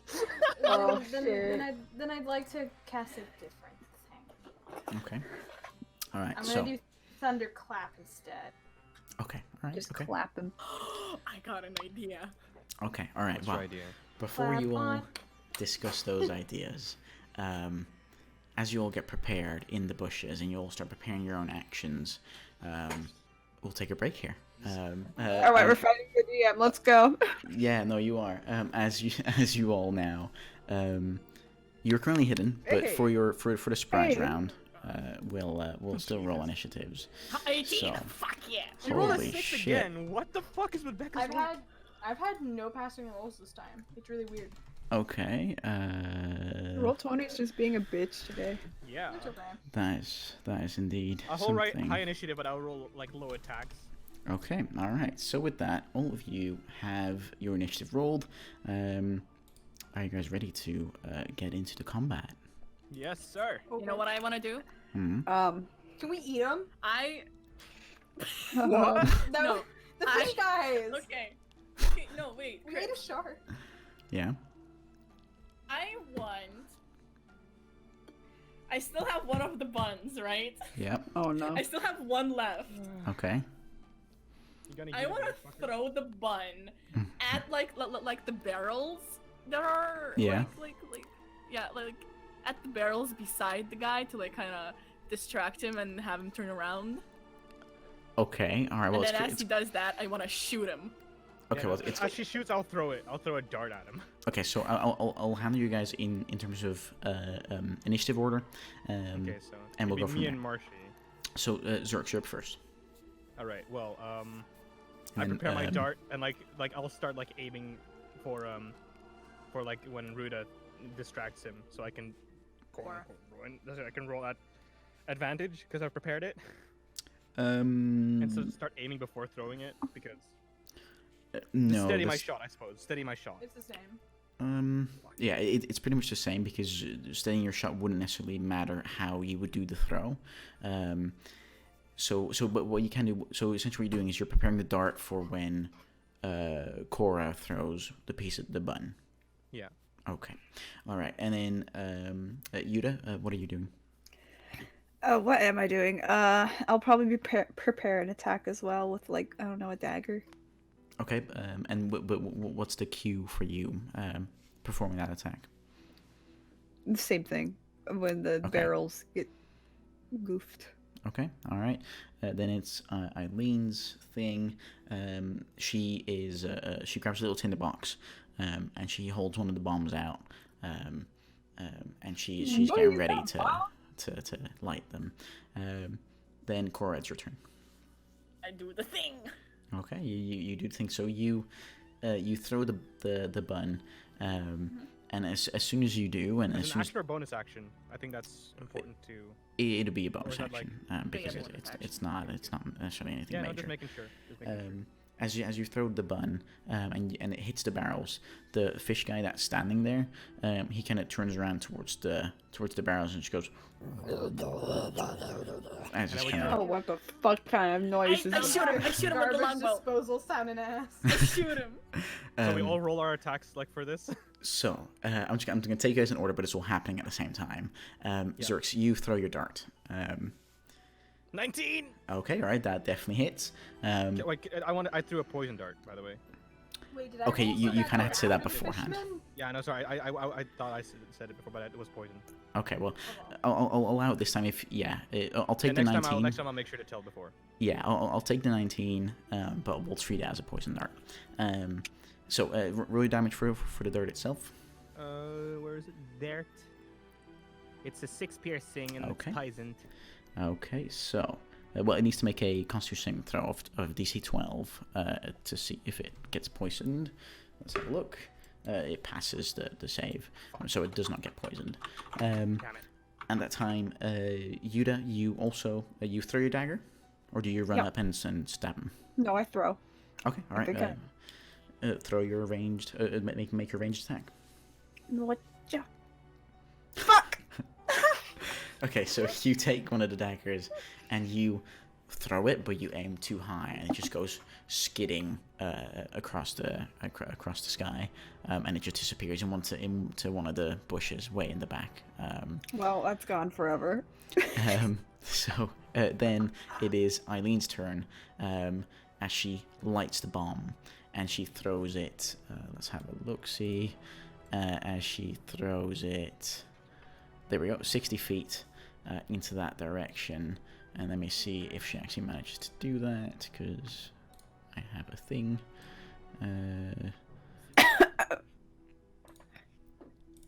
Let's have a look. Okay, all right. So with that, she throws the bomb, and it roughly ends up. Let's have a look. It roughly ends up over here, which means that any creature is outside of the range of the bomb. So when it detonates next turn, no creature will be affected unless they move into that space. You need to close the sheet for you. Yeah. Then it is. Is it my Yes. No. It's Core. Yeah, Corey, you were doing a shot as soon as you threw the button. We're still in the first round of combat. Yeah. turn? Okay. Yeah. So, okay, yeah, that definitely hits. Roll your damage. Okay. All right. So, Nice, dude. as you make your shot, and as soon as you let it go, you feel it's going to be perfect. You hit it right in its back, and it just goes a good few inches into its back, and it seems incredibly hurt. And it's currently so super panicking because it does not know where all this stuff is coming from. Lark, it's now your turn. Scary, bro. Imagine. Lark, it's now your turn. Like all of a sudden you feel like a poison dart in your neck and a fucking arrow in your back. It's like what? And then a dagger fly above your head. It's like what? Lark, it's your turn. So the spell I chose beforehand, Mm. the range is only 5 foot, so I didn't pay attention. But I'm gonna try to scare him with it and cast Why don't you run up thunderclap. then? Okay. I'm not running up to him. Fuck that. He's Then I'll be. But then I'll be in view of it. Fine. He's Fuck going it. to I'm running throw up to him. Okay. All right. So yeah, you run up to him. And move your character, just to see whereabouts you get to. Let's see. Each square is 5 foot, right? Yeah. So yeah, you'd easily make it. 5, 10, 15, 20. Just I'm- clap I'm him and like- then. I look at like the pictures for the fish people like from a distance, and it looks like they're just putting up their thumbs like Yeah. And then I'm until like zoom placed in on them. It's like oh. Thunderquack. Okay. Is it a Constitution saving throw? Is it your spell DC that it needs to succeed against? Yes, I believe so. What is your spell DC? 13. 13. All right. Let's have a look. Oh, that is a 19. Yeah, he does succeed. So as you run over to him and you clap right in front of him, there is this very large thunderous sound, and all of them hear it. So But- I've just alerted all of them. Yes. But You fucked up. but he does not receive any of the thunder damage that would normally come out of it. Well, I would have gotten away with it too if it weren't for you meddling. Okay, Zerk's telling me to run up to him. You fuckwad. Hey, just because you Um, can't cast your thing. So Oh, with no. that, everyone is now aware of you guys. Let me. Wait. Mm. They're aware of all of us, like all of us, as in all of us that are in the No. bush as well. No, you guys are currently still hidden, but they know that something is up, and so they're preparing to fight. They currently only see Lark. Okay. Well, I'll rush up. I think I'll like in my next round. I'll rush up to her. Well, luckily these 4 guys don't hear it because they're more than 100 feet away. Let's have a look if they are. Oh, they're not. Shit, never mind. I mean, even if it were to. Yeah, no, they're definitely still within range. Okay, so with that, Zerx, you're up, and then Yuda, you're up next. Yeah, Oh, I fuck. rush up. I rush up to Lark, like beside her, and I attack this fucking this guy. All of them, no. So I'll Okay. like rush up to him here, Let's hope that they think it's normal thunder. and then I will hit him with my warder's staff. No, I'll hit him with an unarmed strike, but I'll hold my quarterstaff. Okay. All right. So, also, if you guys have the bot turned down, turn it up because this is the perfect track. So you're making an unarmed strike. Wait, how bad did you say this dude was He's hurt really bad. hurt really bad? Yeah. Mm. Shit. You know what? I will. Yeah, no, I'll hit him with the quarterstaff. Never mind. I'll just hit him with my quarterstaff. One-handed or two-handed? Okay. Okay, yeah, so roll your attack roll. See what happens. Oh, for fuck's sake. Okay, so that does miss. As you go in for the smack around the head, you know your feet aren't quite right, and you kind of miss the jaw as this guy is now turning around, and he kind of just sees this quarterstaff just right passing from right in his face, and he's luckily enough not hurt by that. However, he is going to use his reaction to make a melee weapon attack. Let's see. So you need to succeed on a strength saving throw of DC 11. Wait, a strength saving throw? Yes, because he's trying to catch your. Can I not roll dexterity weapon. for that because I'm monk? Yes, you could. Yes. Monkey. Monk. 22. Right. Okay, yeah. So he tried to catch your quarterstaff with his shield, and his shield seems to be very sticky now that you're looking at it at a closer rate. But he does not manage to do it, and you manage to pull your quarterstaff free, and nothing else happens at that point. I kind of yell out to the rest. Let me just.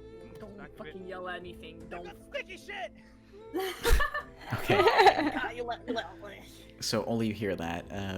Yuda, you're up next. Oh my god, magic, boys. We're gonna burn shit. Okay.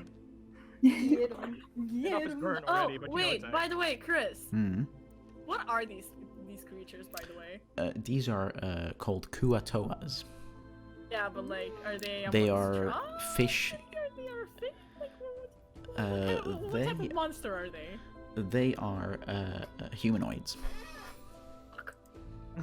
Yeah, they are medium humanoids. They're neutral evil, and they are standing on two legs. They're fish creatures, and the guy that's I can't ping it, but this guy here seems to have a staff of sorts that seems to make him a bit more of a priest of sorts. Yeah.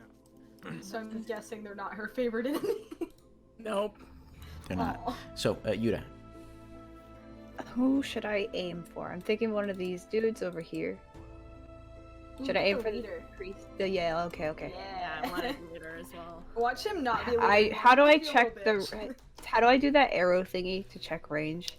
On your top left should be like the little toolbar. 50, on the 55 fourth and one, the fourth one should 70. be like a little ruler, and you can just like click and drag from your character, Yeah. or from Wait, anywhere on what? the map, really. The fourth little tool on your toolbar on the on the top left, Yeah. it's like a little ruler in a circle, and then you click it, and then you click Oh, there no. you go. Okay, I can. I can hit him. I'm gonna shoot firebolt at him. Okay, roll your attack roll for fireball. I don't remember how to do that. I haven't played a spellcaster in so long. You go to the spell and I believe you just click it. Yeah. Do I just click it? believe so. Where is And it? depending on what kind of spell it is, it might have like a little box that pops up asking you what level you want to cast it at. And from Well, there, you'd most likely cast it at level 1 if I had to guess. yeah.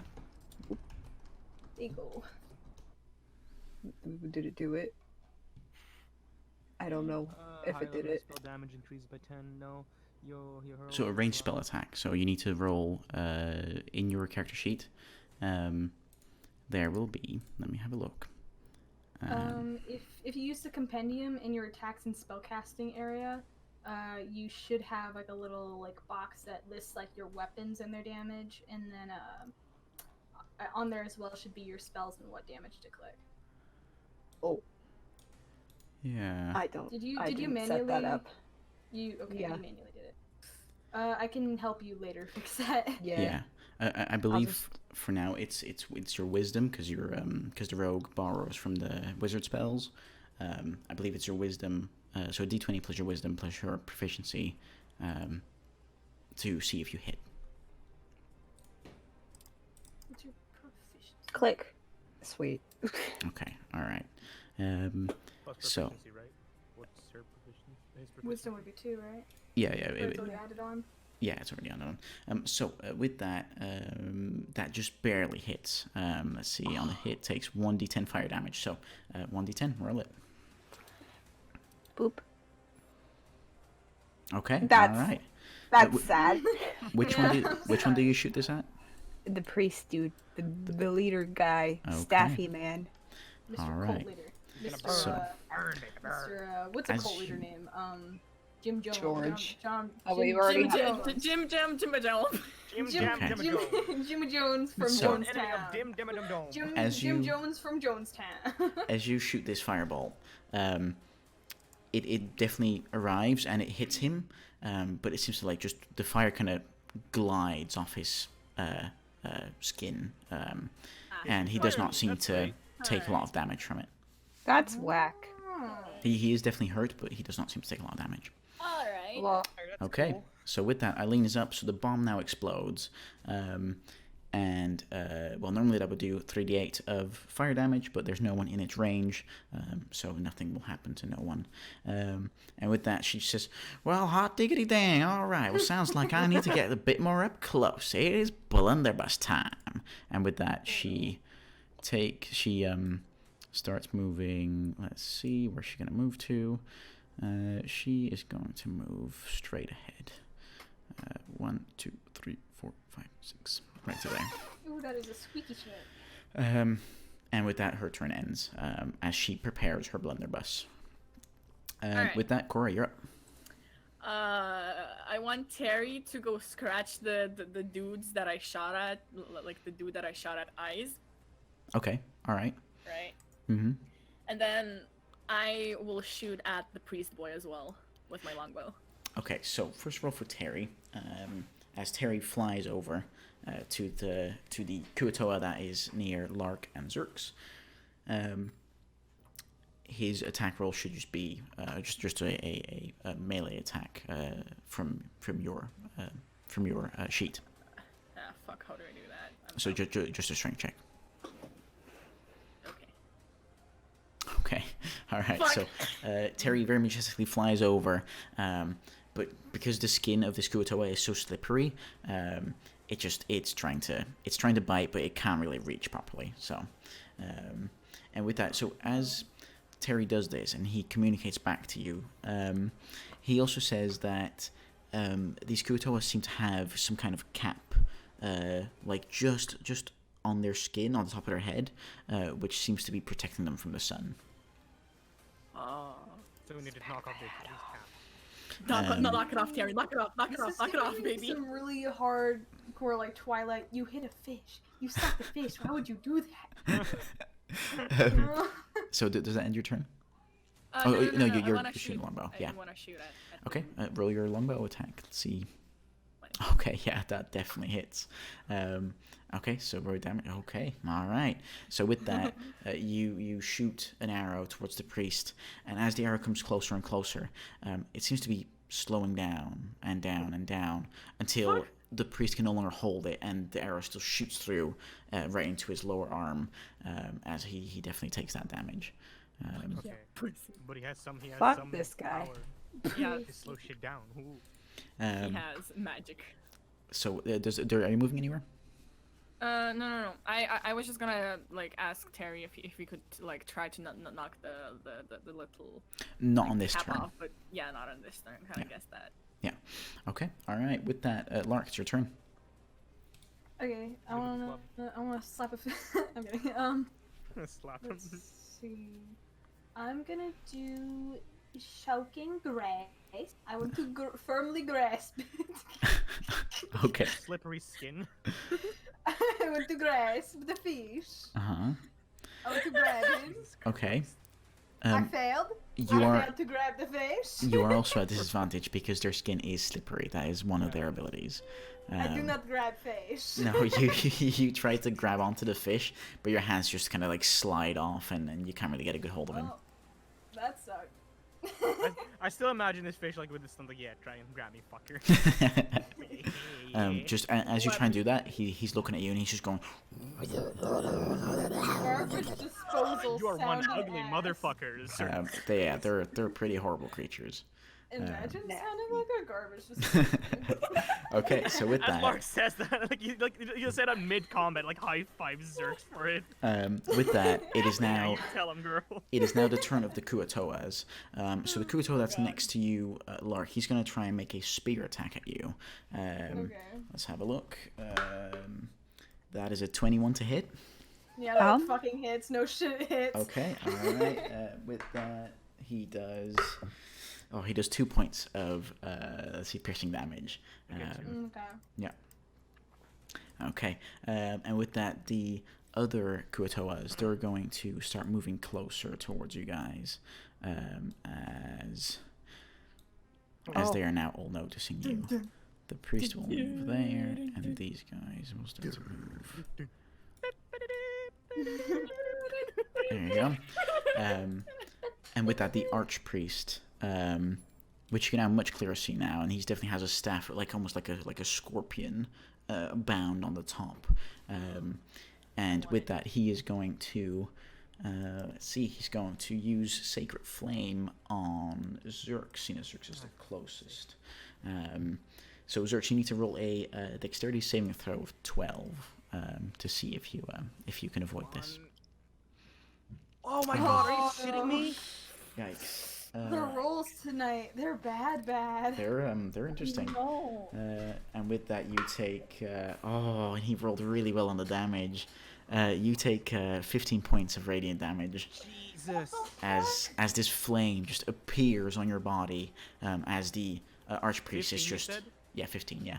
As the archpriest is just whispering words, just going. As he shoots out the flame, and the flame just appears on your body, and it's just burning into your skin, searing off hair. You definitely don't need a wax after this, that's for sure. There's gonna be bald. And with that ends his turn. So Zerx, top it around. It's your up. Well, I'll make a fucking. First of all, I will make an unarmed strike to the fucker that's closest to me. Okay. Is that a disadvantage because he's slippery? An unarmed strike? No, because you're not trying to grab onto him. Okay, I'll do an unarmed strike. Okay. Well, but I still hold my weapon. Okay. All right. So with that, you try and hit him with your fist, but again, he dodges out the way. And this guy is lucky. Like, he is incredibly hurt, but he is incredibly lucky that he's not dead yet. Do you do anything else on your turn? I want to. No, I'm not gonna waste this yet. I will move back a little bit, actually. Okay, he will get an attack of opportunity if you do that. Oh, actually, never mind then. Fucking hell. Okay. I'll ready up my parry. Okay. All right. I'll have a 2+ AC.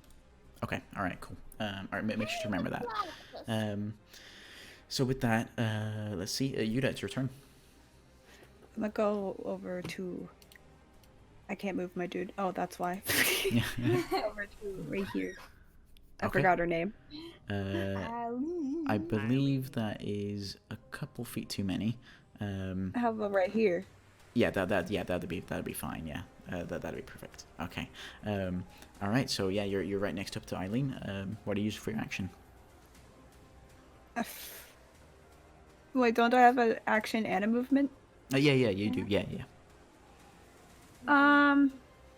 What can I do?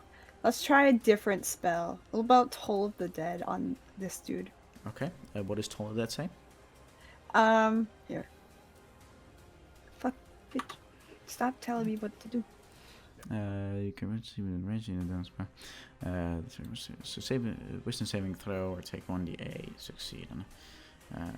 Okay. Miss any of its hit points. Okay. So let's see. So your spell DC would be wisdom, which is +2, right? Your wisdom is +2. Yeah. Okay, so it'd be 14.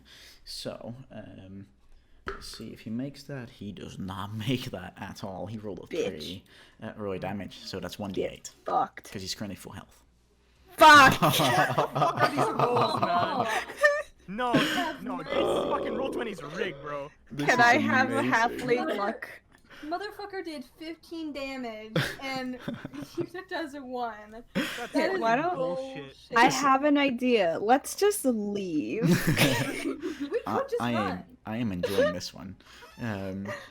Okay, so with that, yeah, no, he takes the hit as he does hear the bell tolling, and this guy looks a bit more scrawny than the rest of them. Doesn't give a shit. But he kind of like he just grabs for his head, and you can see some blood like running from the corner of his eye, but nothing much more than that. Okay, does that end your turn? I guess. Okay, all right. Then it's Eileen's turn, who is going to 1, 2, 3, 4, 5. Is going to run right up to this guy, Oh, okay. and she is going to use her blunderbuss to Point shoot him. Yeah, right in the face. That's where it's most effective. Oh, okay. So let's have a look. She will roll for that, and you guys will be able to see that roll because she's an NPC. Let's have a look. See, what did she roll? Oh, There you go. ah. Okay, so There you she rolled go. 20, which then means, oh, that's a bit sad, because normally that does 3d6 of damage. Okay, 9 That's points. 3d6s? Yes, it's a powerful weapon. She rolled Um, three times? yeah.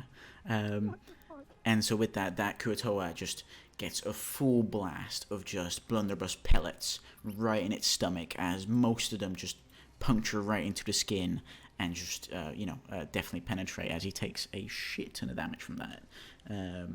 Let's have a look. That turns him into that. Okay. And Eileen's just like, oh, hell yeah, motherfucker. You have not yet met Eileen Blunderbuss Cell. Oh, no, you have not. Well, I suppose you have now. You get him, girl! Oh, yeah, I will, good sir, I will. And yes, that ends her turn. Cora, you're up. Alright, so like I said, I want Tara to try and knock off the cap. Okay, all right. So, roll a sleight of hand check. See if Out of that's hand? yeah. Let's see. Oh yeah, definitely. 23? Dude, So why with does that, fucking rig. I'm sorry. So- Rude hacker. with that, Terry kind of like does another flyby, and with it just uses its beak, or its mouth to grab onto the cap and just rip it off the top of the head of the Kuatoa. It seemed like the cap was like somewhat glued to the top of the head, and so it rips a fair chunk of skin with it. Ew. Let's see how much Bring it damage back that to me. does. Oh shit. Okay. And with that, so in essence, Terry ripped off the hat on the Kuatoa that's currently upside down on the map, and that killed the Kuatoa there. Then let's see. Okay, it's not too bad. And then afterwards, Cora placed Hunter's Mark on the Archpriest near the fountain, and then shot a arrow towards it as it hit and just punctured the shoulder, as a wave of energy from the Hunter's Mark just straight up sources towards the wound and does that extra bit of damage that she knows it will do. And with that, Lark, it was your turn. God, Jesus. Okay. So what I need to do is get myself surrounded as much as possible. Okay. So she's gonna stand in the middle of them all. It's a really terrible idea, because like if I do that, I can cast Thunder Wave, Mm-hmm. and then 15 feet around me would do like a ton of damage if they fail their save. Mm-hmm. And if knowing they the luck, knowing the luck of today. wait, if they succeed their saving thing, they only take half the damage. But if I roll shit damage like I always do, Okay. I'm So what are you gonna do? not that. I'm gonna go up to who's the closest living one? This fucker right here, and I'm gonna give him a good old bonkin with my great club. Okay. Which guy do you walk up to? I was gonna go to the. Okay. Yeah. this Yes. right here. So the guy. Oh no, he's dead. Never mind. Yeah. The living one on the right, and you're Yes. right? Yeah. So you walk up to that, and you Yeah. try and hit him with your great club. Roll your attack. I just want to bonk him. I just want to Okay. bonk something. You absolutely I bonk this bonked guy. something. Yeah. There you go. You okay? That's Roll the your first damage. Succeeding. Wow, it's terrible. It's not. Okay. Half. It's Yeah. decent. It's That's decent. decent. Okay. So It's as with that, halfway you you smash him right across the face, and he takes that hit, and he's now bleeding from like his ear and from like the side of his face, just absolutely scraped, and kind of like the scales are kind of starting to loosen up a little bit, as you do a very nice hit with your great club. All right, just to end your turn. I'm kind of tempted to fuck with them and like use alter person next time, and just make myself look like the one that's down. Okay. But I don't think I can do that. Hold on, let me check what it does. I forgot a little bit. Okay. So, can you use alter person in the moment or no? No, I can't. That's an action. Okay, I have alright. to wait till next turn if I want to. Okay, in that case, the Kutoas are up next as they all start moving. They saw one of their companions die, but they don't really care. 1, That's 2, 3, rude. 4, 5, 6. So this one moves up to Yuda. Dun, dun. 1, 2, 3, 4, 5, 6. That one moves up there. And these guys, 1, 2, 3, 4, 5, 6. Shit. 1, 2, 3, 4.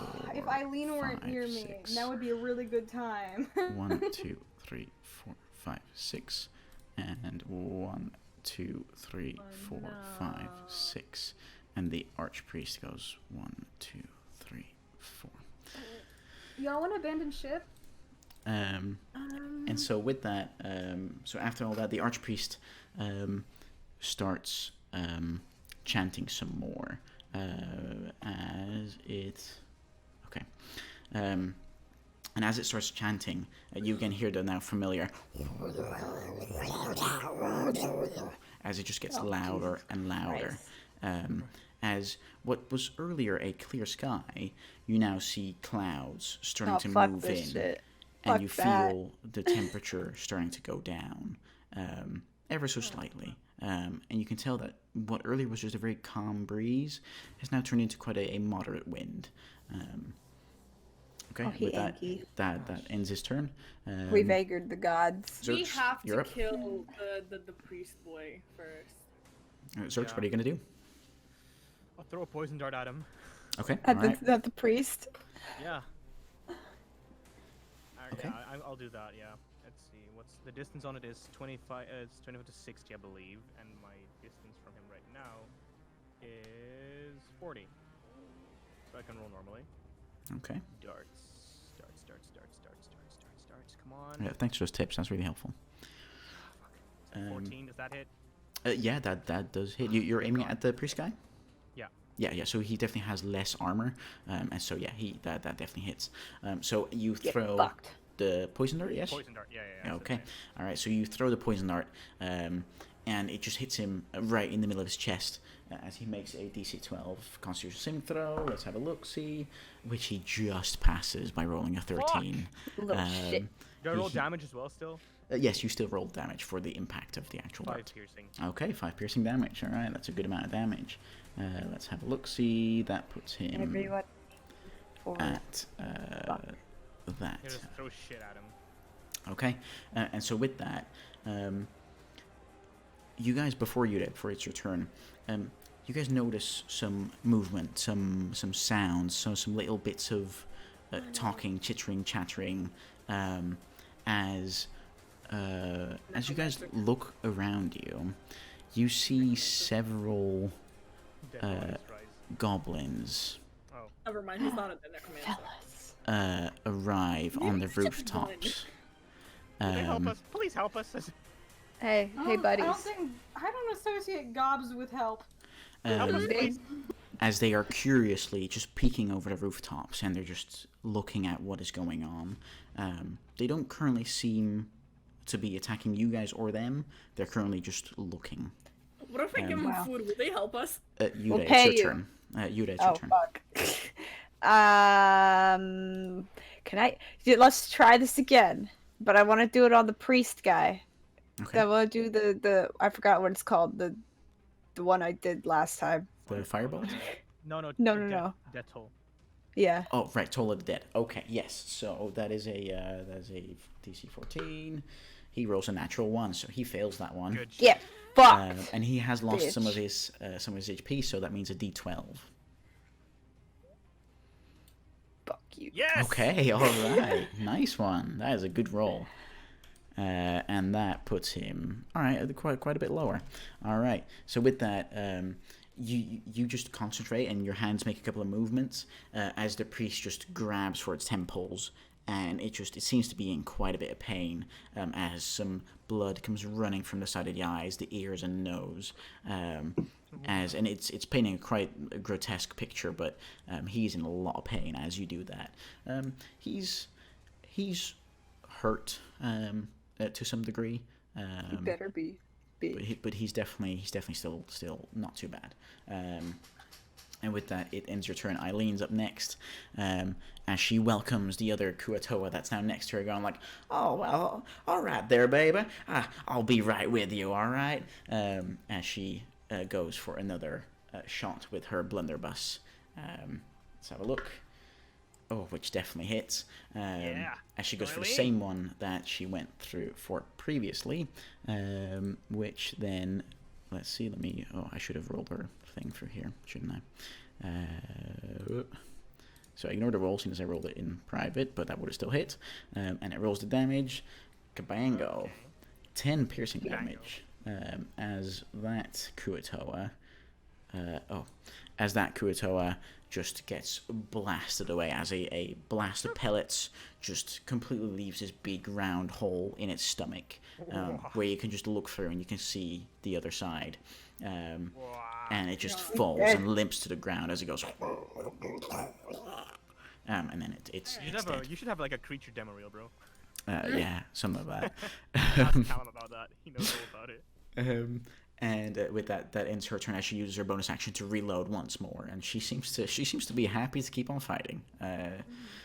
She's a happy lass. With that, Cora, it's your turn.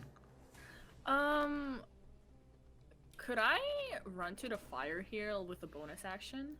If you use your dash as a bonus action, yeah, sure. Yeah. Okay. So I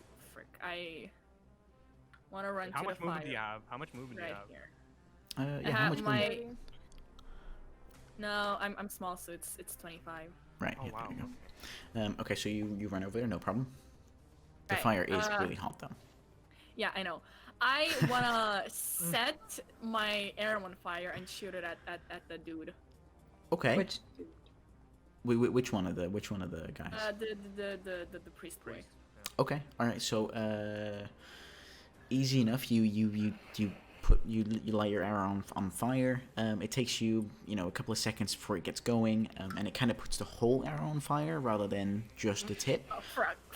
But it's no. currently okay to hold as you prepare it and you try and shoot it. Roll your ranged attack. Okay, yeah, that definitely hits. Roll damage. Yeah. Plus Plus a d6 for the hunter's mark, and then plus an extra d6 for the fire damage. Jesus. well, Well, that's the hunter's mark. Wait. Question. Can I re-roll both of those? Because the luck thing. I believe it's only on ability checks. Is it? I think so. I'm checking right now because if you can That'd roll be them, I will really allow OP, that. though. Let's have a quick look. I'm pretty sure you can do any nat one. Is it Pretty any sure you can do any nat one as well. It's your racial thing, right? It's a halfling thing. Yeah. 26. Let's have a look. See. 26. Look. No, so it's on an attack roll, ability check, or saving throw. But this is a damage roll. So I'm afraid that's not possible. But yeah, so you still do quite a bit of damage to the priest as you again shoot another arrow, and it just impacts. And this guy's becoming like a porcupine filled with arrows as he again takes another 8 damage. Let's have a look. That puts him at that. Okay. Okay. So with that, does that end your turn? Is Terry doing anything? I kind of want Terry to try and negotiate with the goblins, but I don't think he can. He cannot speak. No. Terry just screams at them. Screams like hell. It's like a wailing noise. As it gets beaten down by the fucking goblins because they don't know what they're saying. Oh wait, I want Terry to go to like fly over to one of the slimy dudes, probably the one nearest Toyota. Okay.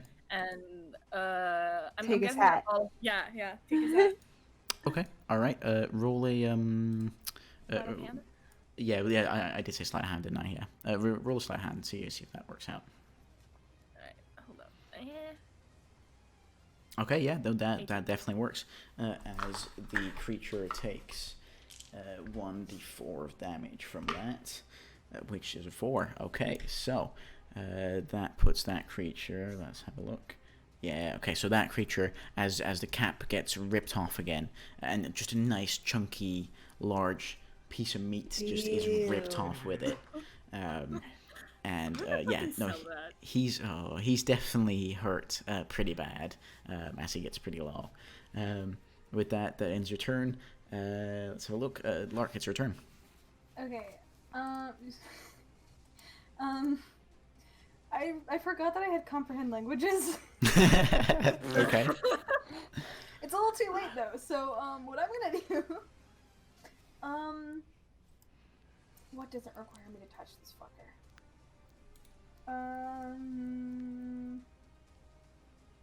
Let's see. I'm gonna. No, Eileen's in range. I can't do that without hurting her. Fuck. Or I could move and then do it. Yeah, you could. That'd be bigger brain. Yeah. Yeah. Um. You would be setting yourself up really risque though. So it depends on what we're gonna do. I gotta keep metagaming to a minimum. Okay, I'm gonna stand on this side of this fucker instead, Okay. and then I'm gonna try to cast thunderclap again. Okay. All right. Was it a DC or was it a rain? It was a spell attack, wasn't it? Let me grab it real quick. Thunderclappy. Let's have a look. Constitution saving throw or take 1d6 thunder damage. Okay. So yeah. So you do your My clap, bitch real quick. and I believe your spell DC was 13, right? Yes. Okay. Sorry, I All right. forgot a D. So let's see. So within 100 feet, that means all of them. Let's see. I have a look. Here's it. So that is so the guy right next to you passes, and then the rest of them I will do in one big group instead. But I'll do them at disadvantage. They all roll a natural 1. Get fucked, So bitches. so with that, all of them take a d6 of damage that you can roll. Go ahead, make that roll. You said A d6. D20, I swear to God. Gets that one. Okay, so with that, I gotta adjust a bunch of healths. As you do still do, cumulative speaking, you do a ton of damage. As the archpriest also takes that damage, and he's getting more hurt now.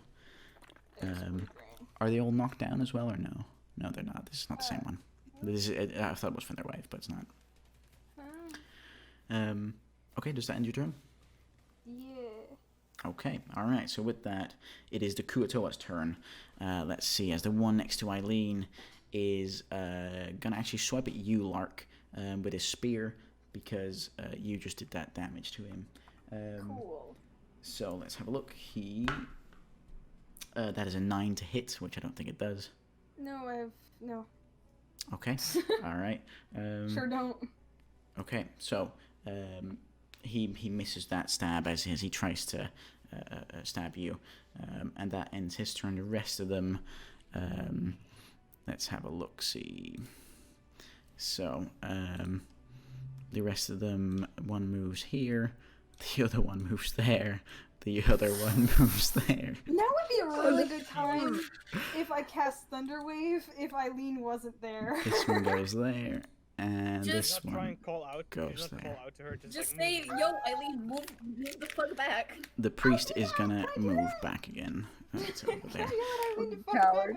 You guys notice that the goblins also starting to come a little bit closer on the roofs they were on. The squad. And they're definitely still not like they're not looking like they're attacking. They're simply just watching. They're not. I Okay.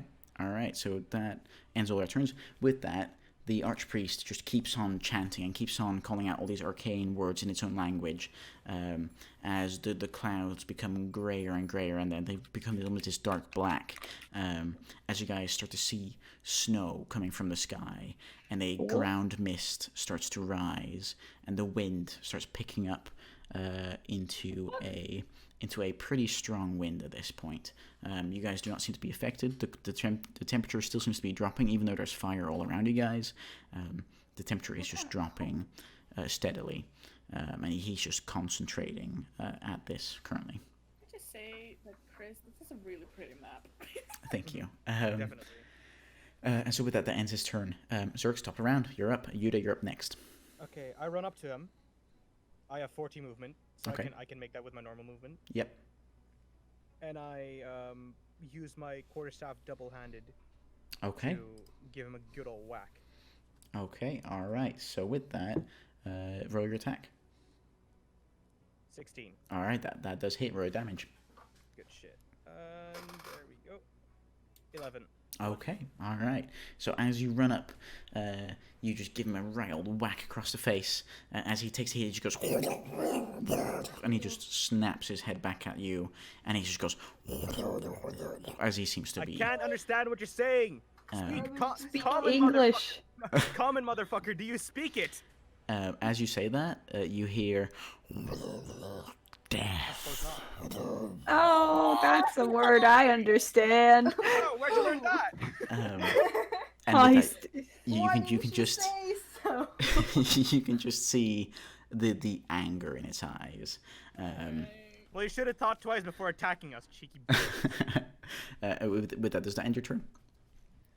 Wait, what? I still have bonus action, I believe, right? Yes, you do. Yeah. Did you say that this guy was pretty bad off, or? He's hurt. Hurt? You know what? I'll use Flurry of Blows. For Okay. the key point. So 2 unarmed strikes. Yep, 2 arms. All right, roll two of them. Let's have a look. Well, let's see. Did it roll? No, it did not. Can I roll? Hello? Oh, there we go. Okay. First one is 11. First one misses. Second And one the second hits. one's 13. As the first one you try and go for right hook, that you just don't manage to connect with his jaw. But the second one you follow with a nice elbow to the face. As 7. you do 7 bludgeoning damage. That is pretty good. This guy is starting to look pretty bruised up, pretty hurt. As you do that strike, and again you shit up. As he's pretty angry.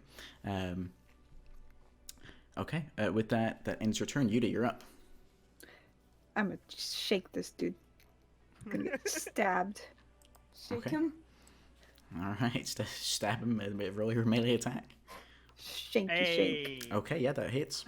Roll your damage. Okay, all right. So with that, as you stab into him, how do you want to do this? Oh, Hey. I'm gonna twist that blade, dude. Okay. All right. So as you stab it right into its stomach, you just start spinning the blade around, almost like crushing and stirring its inside. We got fish kebabs tonight, boys. And you can just hear slowly the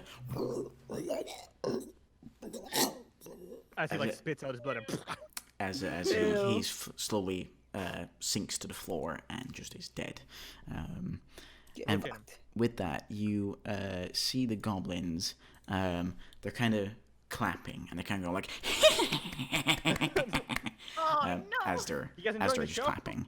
And yeah, they're not doing anything, but they're also not helping you guys, and they're enjoying the show. Oh, I don't like them. I don't mind as long as they don't start attacking. Yeah. us, though. So that opposite. brings Eileen up. She reloaded last turn, and she's gonna bring her blunderbuss up once more to shoot the guy straight in front of her. Let me just roll that and make sure that she gets that. Let's have a look. Blunderbuss. Yeah, that hits, and then she does the damage of 9 piercing damage to the guy right in front of her, which brings him down quite a lot. Okay, so yeah, so she does that, and with that, she seems to notice the archpriest just like saying the word death, and she just starts bolting over. I believe I can. Oh God! Oh no! Oh no! Oh no! Oh no! As she joins you beside. Well, B, here's your chance. Ooh, you were absolutely right. Thanks for there you go. ditching me, wife. And so with that, she says, "Well, would you look at this? Another one of those filthy-looking fishy bastards. All right, you're next in my sights." I just start weeping. As Okay. I've been abandoned by my wife. Okay. With that, Cora, you're up. Okay, I want to do the exact same thing I did the other round, and also yell for probably Zerx because he's probably in my way to move. Get the fuck out of the way. Okay, well, Zerx can't do that until his own turn. Alright, well, fuck you. If I'm hitting you, I'm hitting you. I'm doing the same thing. Fuck you! Okay, you're lighting another arrow on fire. Yeah, Oh, I no. light my Swear to God, if you arrow- hit me, I swear to I fucking light, I light my arrow on fire and I shoot at him. Okay, We're gonna riot. Roll your attack roll. See if you can do it. Okay, 45. Okay, all right. You definitely hit that. So as you shoot it, Yes. very nice. So as you shoot that, your arrow just leaves the bow and it just cruises straight for the priest. Zerx, you just hear this as this flaming hot arrow. You kind of feel the heat like burning away some of the hair, as it His just hair. passes straight by you and impacts on the priest once more. Now 4 arrows sticking out of him. Also do the D6 for Hunter's Mark and a D6 for burning. Oodoo? There you go, some So good that's shit. 12, that's 15 points of damage. That is a lot of damage. That's a lot of damage. Okay, yeah, he's starting to look pretty hurt. He's getting there. Okay, Cora, that ends your turn. Lark, it's your turn. Okay, you know what I mean. I want Terry to snatch another hat. Okay, which one? You need to think, 'cause what Lark's The wig I'm snatch. about to do some dumb shit. You might not want to send him here. Cora? Wait, huh? Hello? Which one are you snatching the hat from? I am snatching this one. Okay, alright. So with that, make a sleight of hand check. 15. Okay, that definitely works. And then you roll a d4. That's 1 point of damage for that guy. As again, Terry manages to just snatch the hat right off this Kuatoa, this fish-like creature. And again, some of the skin gets ripped away. Not as much as you saw previously, but definitely still a bit of skin just gets ripped off, and the Kuatoa just goes like as it starts to feel the sun. Don't make fun of him. The sun burning on its skin. Doing his best. Let him be the monster, bro. Yeah, I want to be the monsters, goddammit. And yeah, you do a good bit of damage. Terry, come back, by the way. Yeah, so Terry makes the flyby and then uses the rest of its movement to fly back, since it has 60 feet. Oh, thank God. Okay, with that, Lark, it's your turn. Okay, Do I'm about it. to do some dumb shit. Okay. Do it. Okay, so I'm gonna link the spell beforehand. How do you link spells and cantrips? You just click it in your spells area, like on your cheat on the top right should be core bio spells, and then if you click on the spell itself, it should highlight red, and then it should send a link to that in chat. It should do. Cast that. I'm gonna cast it at. Can I cast it at second level? I can do. I do have two second level spells. If you have the spell I'ma slots, you can do it. I'm gonna cast it at second level. Okay. Let's hope it don't fail. Otherwise, it's a waste of a spell slot. It sure. Ah, I'm sorry. Jesus. Oh, I'm sorry. man. That sucks. Alright. That definitely sucks. As you try and concentrate on casting the I just spell, can't get a good fucking roll. there's That's too so much noise. There's too much going on. There's too much fire. I'm gonna get my ass handed to me by. I'm gonna get gangbanged by these fish dudes because my wife left me. And This with isn't that, fun. you just don't manage to pull out the thunder wave. All right, and with that, does that end your turn? I don't have any bonus actions. So Okay. Yeah. Okay, all right. So with that, it is the turn of the Kuatoas and the Kuatoa priest, all simultaneously, as the Kuatoa priest, again, is still concentrating. Even though he got hit a couple of times, he's still managing to hold up his concentration, as the wind is just turning into like a storm force wind. Together with the snow, it's turning into like this blizzard, as the cold just starts becoming this incredibly like Arctic cold temperature, as your vision essentially almost gets taken away from you with all the snow and all this wind and everything just combining together. All of you currently only have 5 feet of vision around you, and that's pretty much it with how thick this snow is and this blizzard is essentially. And with that, the Kuatoas, the ones that are not dead, they're going to... Oh god, I did it again. They're going to move in this direction. Wait. For my last thing, you would still have to do the DC save, and then... Oh, I would? The 1 is just the damage that I rolled for the higher level cast, and the 4 is what I rolled for the Thunder Wave itself. Oh, right, okay, alright. So you would My have apologies. You would have to... Yeah, I'm sorry. I don't mean to be alright. nitpicky. I just thought about it. I was like, wait. Yeah, no, I should have absolutely thought of that. Okay, I just saw do the underneath rolls. said thunder. I was like, that means it's damage. That just Yeah. means I rolled shit for damage. Yeah, you're absolutely right. So... Sorry. No, it's alright. Okay. That all fails. That also fails. I'm sitting here like I That's a refuse to 1. waste a second level spell. Yeah. Okay, so all of them actually failed that save. 5 damage. So that all of them get 5 damage. Let me take a look. So yeah, so they all get pretty hurt as you cast this, because you do actually manage to cast it, and as this wave of thunder just illuminates the area around you, all of these fish-like creatures all just get like electrocuted at in one go, and all just go as their muscles start contracting, and they've all taken a pretty bad beating. Some of them are looking better than others, but in general they're all... Yeah, so 2 of them are on death's door, and the other ones are pretty okay. Okay, thank you. I'm sorry for nitpicking. No, it's absolutely fine. Definitely remind me of this stuff. And so, yeah, so the Archpriest does his further magic as the blizzard starts increasing and increasing, and all of you just have 5 feet of vision around yourselves, which means that Cora, you don't see anyone anymore. Yuda, you only see the dead Kuatoa in front of you. Lark, you see the 5 Kuatoas that are currently still surrounding you, and Zerx, you see Eileen and the Archpriest in front of you. However, the Archpriest is going to start moving back, which means you'll get an opportunity of attack, Zerx. Get him. I'll fucking whack him with my quarterstaff. Slap him. There we Slap go. the fish. Okay, that does hit. His DC, his armor class is 12, so that does hit. Roll damage. All right, good shit. Let's see. 10 blood. Okay, all right, that's very well done. And with that, you give him just as he moves away, you give him that extra little punch, and he's hurt. You can definitely feel some ribs cracking as you give him as you give him the blow, and he's pretty badly hurt.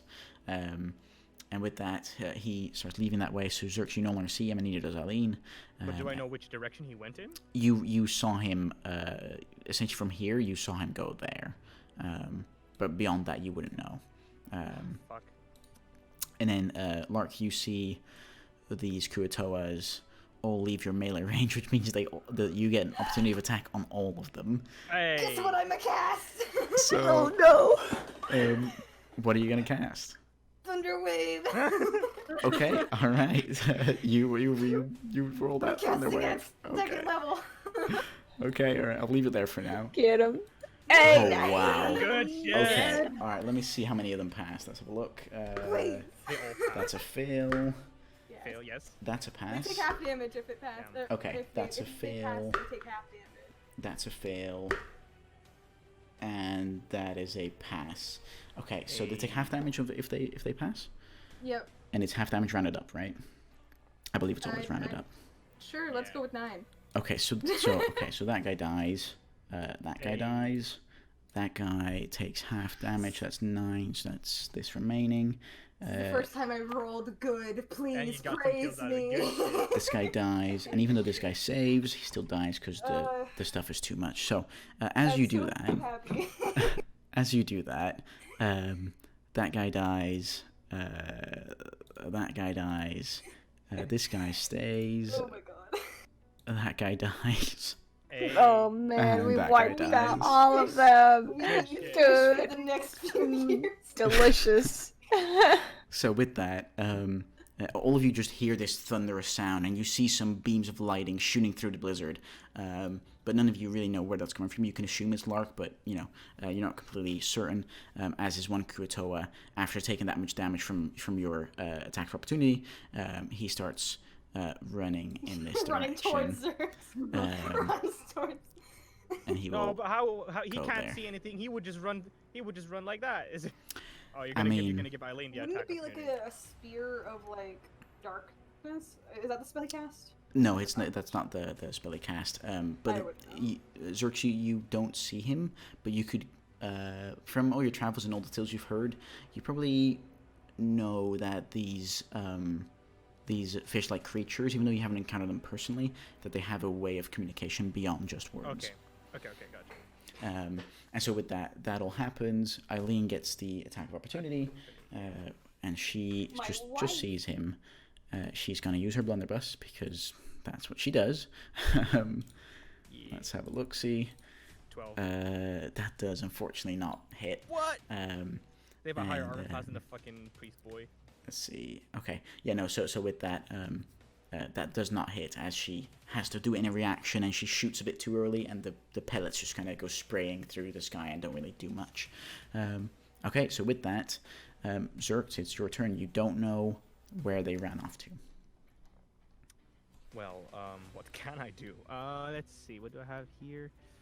Well, it doesn't Oh, really shit, help I that actually- I know what way they went, so. I actually forgot one thing. I just read it. As the bullets miss, Zerx, you originally had Eileen next to you, but then all of a sudden you just hear this scream, and she's gone. She's outside of your field of view. She gets pulled in that direction. Did I? Oh, shit. So I didn't see her being pulled away. You saw her disappear into the blizzard in that direction. Okay, then I'll just follow. Okay, all right. So with that, you see the Kuatoa, you don't see the priest, and you see Eileen. Eileen seems to be grabbed by the sticky shield that the Kuatoa has. Okay, so I'll make a let's see. So I used my movement already, but I see which direction the fish is moving in, right? Yes, yeah. Can I not move like past? Can I not move here because I see he's walking that direction, and then make ready that I can intercept her? Sorry, say it one more time. Sorry. Okay, because I see that this fish person is walking that direction, Yes. right? Mhm. Can I not walk here? Yeah. Like, because I am anticipating, so I can like intercept. Yeah. Yeah. Eileen. You could. All right, then I'll do that. Okay. As I see him, Mm-hmm. right? I will make a attack with my quarterstaff on the fish boy that's Mhm. holding Eileen. Okay. Okay. Yeah. Roll your attack. That's a 23. That definitely hits. Roll your damage. That's a 9 for bludgeoning. Okay. How do you want to do that? Well, I will. Who is he killing? The fish boy that's Kuatoa. holding Eileen. Yeah. Oh, okay. So I first of all hit his hand, so like he lets go of the shield, Mm-hmm. right? Which I'm sure like it prompts him to like let go and be panicked and shit. Mm-hmm. As I like put my staff into his fucking like upper lip Mm-hmm. and just fucking jam that shit up. Okay, all right. So as you take your quarterstaff and you jam it under the upper lip of the Kuatoa, and you just start pushing it up, and just in one blow of force, your staff, even though it's under the rubbery skin of the Kuatoa, it just starts tearing through, right? And it doesn't tear the skin itself, but the staff does go under the skin and just starts ripping it from its flesh as you just push it up, and you just see the eyes go wide, and then they roll back. and the tongue lolls out, and then he's definitely dead. All right, and then Oh, he's not good. Yep, no. Then I'll take my bonus action to cast Flurry of Blows again Okay. on the fucking on the priest boy. Okay. Roll your two. Unarmed strikes. No, that's a 10, Okay, and first there's one a misses. 13. Okay, 13. the second one hits. Roll your damage for that one. 7 bludgeoning. Oh wow. Okay. All right. He is. Whew. He is really hurt. Damn. He's at really, 1 health. really He's at 1 health. hurt. I'm calling it right now. He's not that hurt. He's not on death's door, but he's really Okay. hurt. Okay. Just smack him. Okay. Does Give that him end a your little turn? bitch slap. I've used my bonus action. I've used my action. I still have movement left? Question mark. I believe you used 20 feet so far, so yeah, you still have 20 feet left. Yeah. Okay, so I'll move over here. Okay. All right. Get I him. can Yeah. intercept the guy. Sure. So with that, yeah, that works. Okay, that ends your turn. Yuta, it's your turn. You currently don't see anyone. Yeah, I don't know what to do. Cha cha So- roo smooth. I'll just go over here. Okay. All right. So as you do that, you see several dead Kuto bodies, and you see Lark standing there as the blizzard is just, making lots of noise around you guys, and it's just, it's not stopping. Hi. So I'll just end there because I don't know what else to do because I can't see anything that's alive other than Lark, and I don't want to fight Lark. Okay. All right. That'd be a choice. That ends your turn. It's now Eileen's turn. And even though Eileen saw Zerx kill the Kuatoa, but just as quickly also disappear again, she's She just disappeared that direction. yeah, no, yeah, she did see you disappear in that direction, but she's not aware of what is in that direction. And Like, oh, I'll follow him. she just says, all right, well, thanks there, mister. I really appreciate that. That's really kind of you. I should have called out. I should have called out. As she shouts that through the blizzard, she starts moving back into the direction of Lark, because that's where she knows Lark was last at, and she sees all the dead bodies, and she sees Lark. She doesn't see Yuta. Okay, and that ends her turn. Cora, it's your turn. Fuck, I literally can't do anything. I can't shoot blindly. Oh. It'd be at heavy disadvantage. Yeah. 'Cause no, I literally You can't. don't even know 'cause what direction you can shoot in. Yeah. Yeah, that's the thing, because I don't know where the fuck he moved. I only heard Eileen's scream, I'm guessing, but Eileen's, I don't want to shoot at her. Yeah. Fuck. Come on, walk in the direction you hear us. Yeah. Yeah, I'm a, oh fuck, I'm a Deproni to, Oh, that's You have 25 feet. Unless you use your I'm a bonus action Deproni to to dash. here? Can you not like dash for bonus action? You could, yeah. Alright, I'm dashing here, bye. There you go. No, Okay. we're Hello. together again. Alright, so all of you are indeed back together again. What happened? Yeah, you guys have about 10 words to respond back. I had a party. I don't know. Okay, I had a alright. party. Good And with times. that ends your turn. I don't know what else to say, so sure. It's in Cora? that- Oh yeah. Cora, that ends your turn. Yeah, I mean, I literally can't do anything else, so. Yeah, yes. and with that, Terry also finds his way back to you and kind of lands back on your shoulders. Yes, baby. As he seems to be complaining about that, the fact that he can't see much. No, baby, I know it's okay. Okay, with that, Lark, it's your turn. Fuck. Well, we're missing someone, so please don't ask Eileen where the fuck Six. Okay, alright, well, Eileen looks back at you and says, well, I mean, I don't know. I mean, he saved me, but then he disappeared again. And that's all she can say. She doesn't.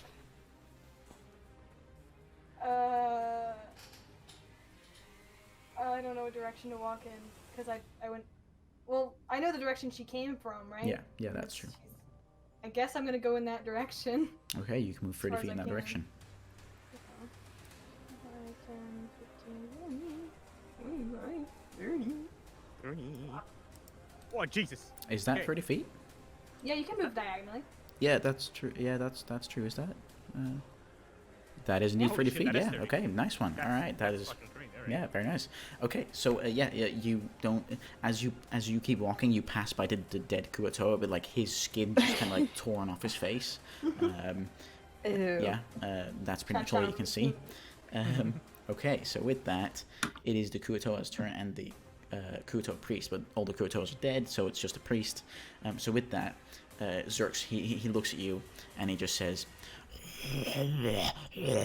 "Stop." And with that, he casts Hold Person on you. Ooh. Fuck. As You're you stuck. need to make a Wisdom saving throw, please. Oh, fuck. A wisdom saving throw? A Wisdom saving throw. God damn it. He's gonna 14. brain suck you, dude. 14. Okay, with that, let me have a look. Come on. That's okay. like my best saving throw so far. So with that, he tries to cast Hold Person on you, but the DC was 12. Yes! And so you do succeed, and he does not manage to paralyze you for one turn. Within realizing that, what is he gonna do? He's gonna Swing at me.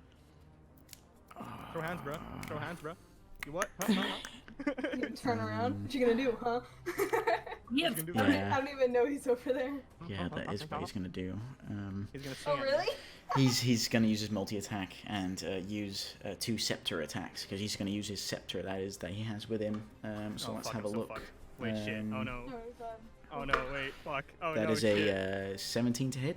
That's a hit. Okay, all right, that's the first one, and then the second one. That is a 25 to hit. No, it doesn't. No, it doesn't. It doesn't. Right, It doesn't. no, of course, It of doesn't. So with that, he Bullshit, bro. does 2d6s plus Okay, that's fine. 6. Oh, shit. Let's see.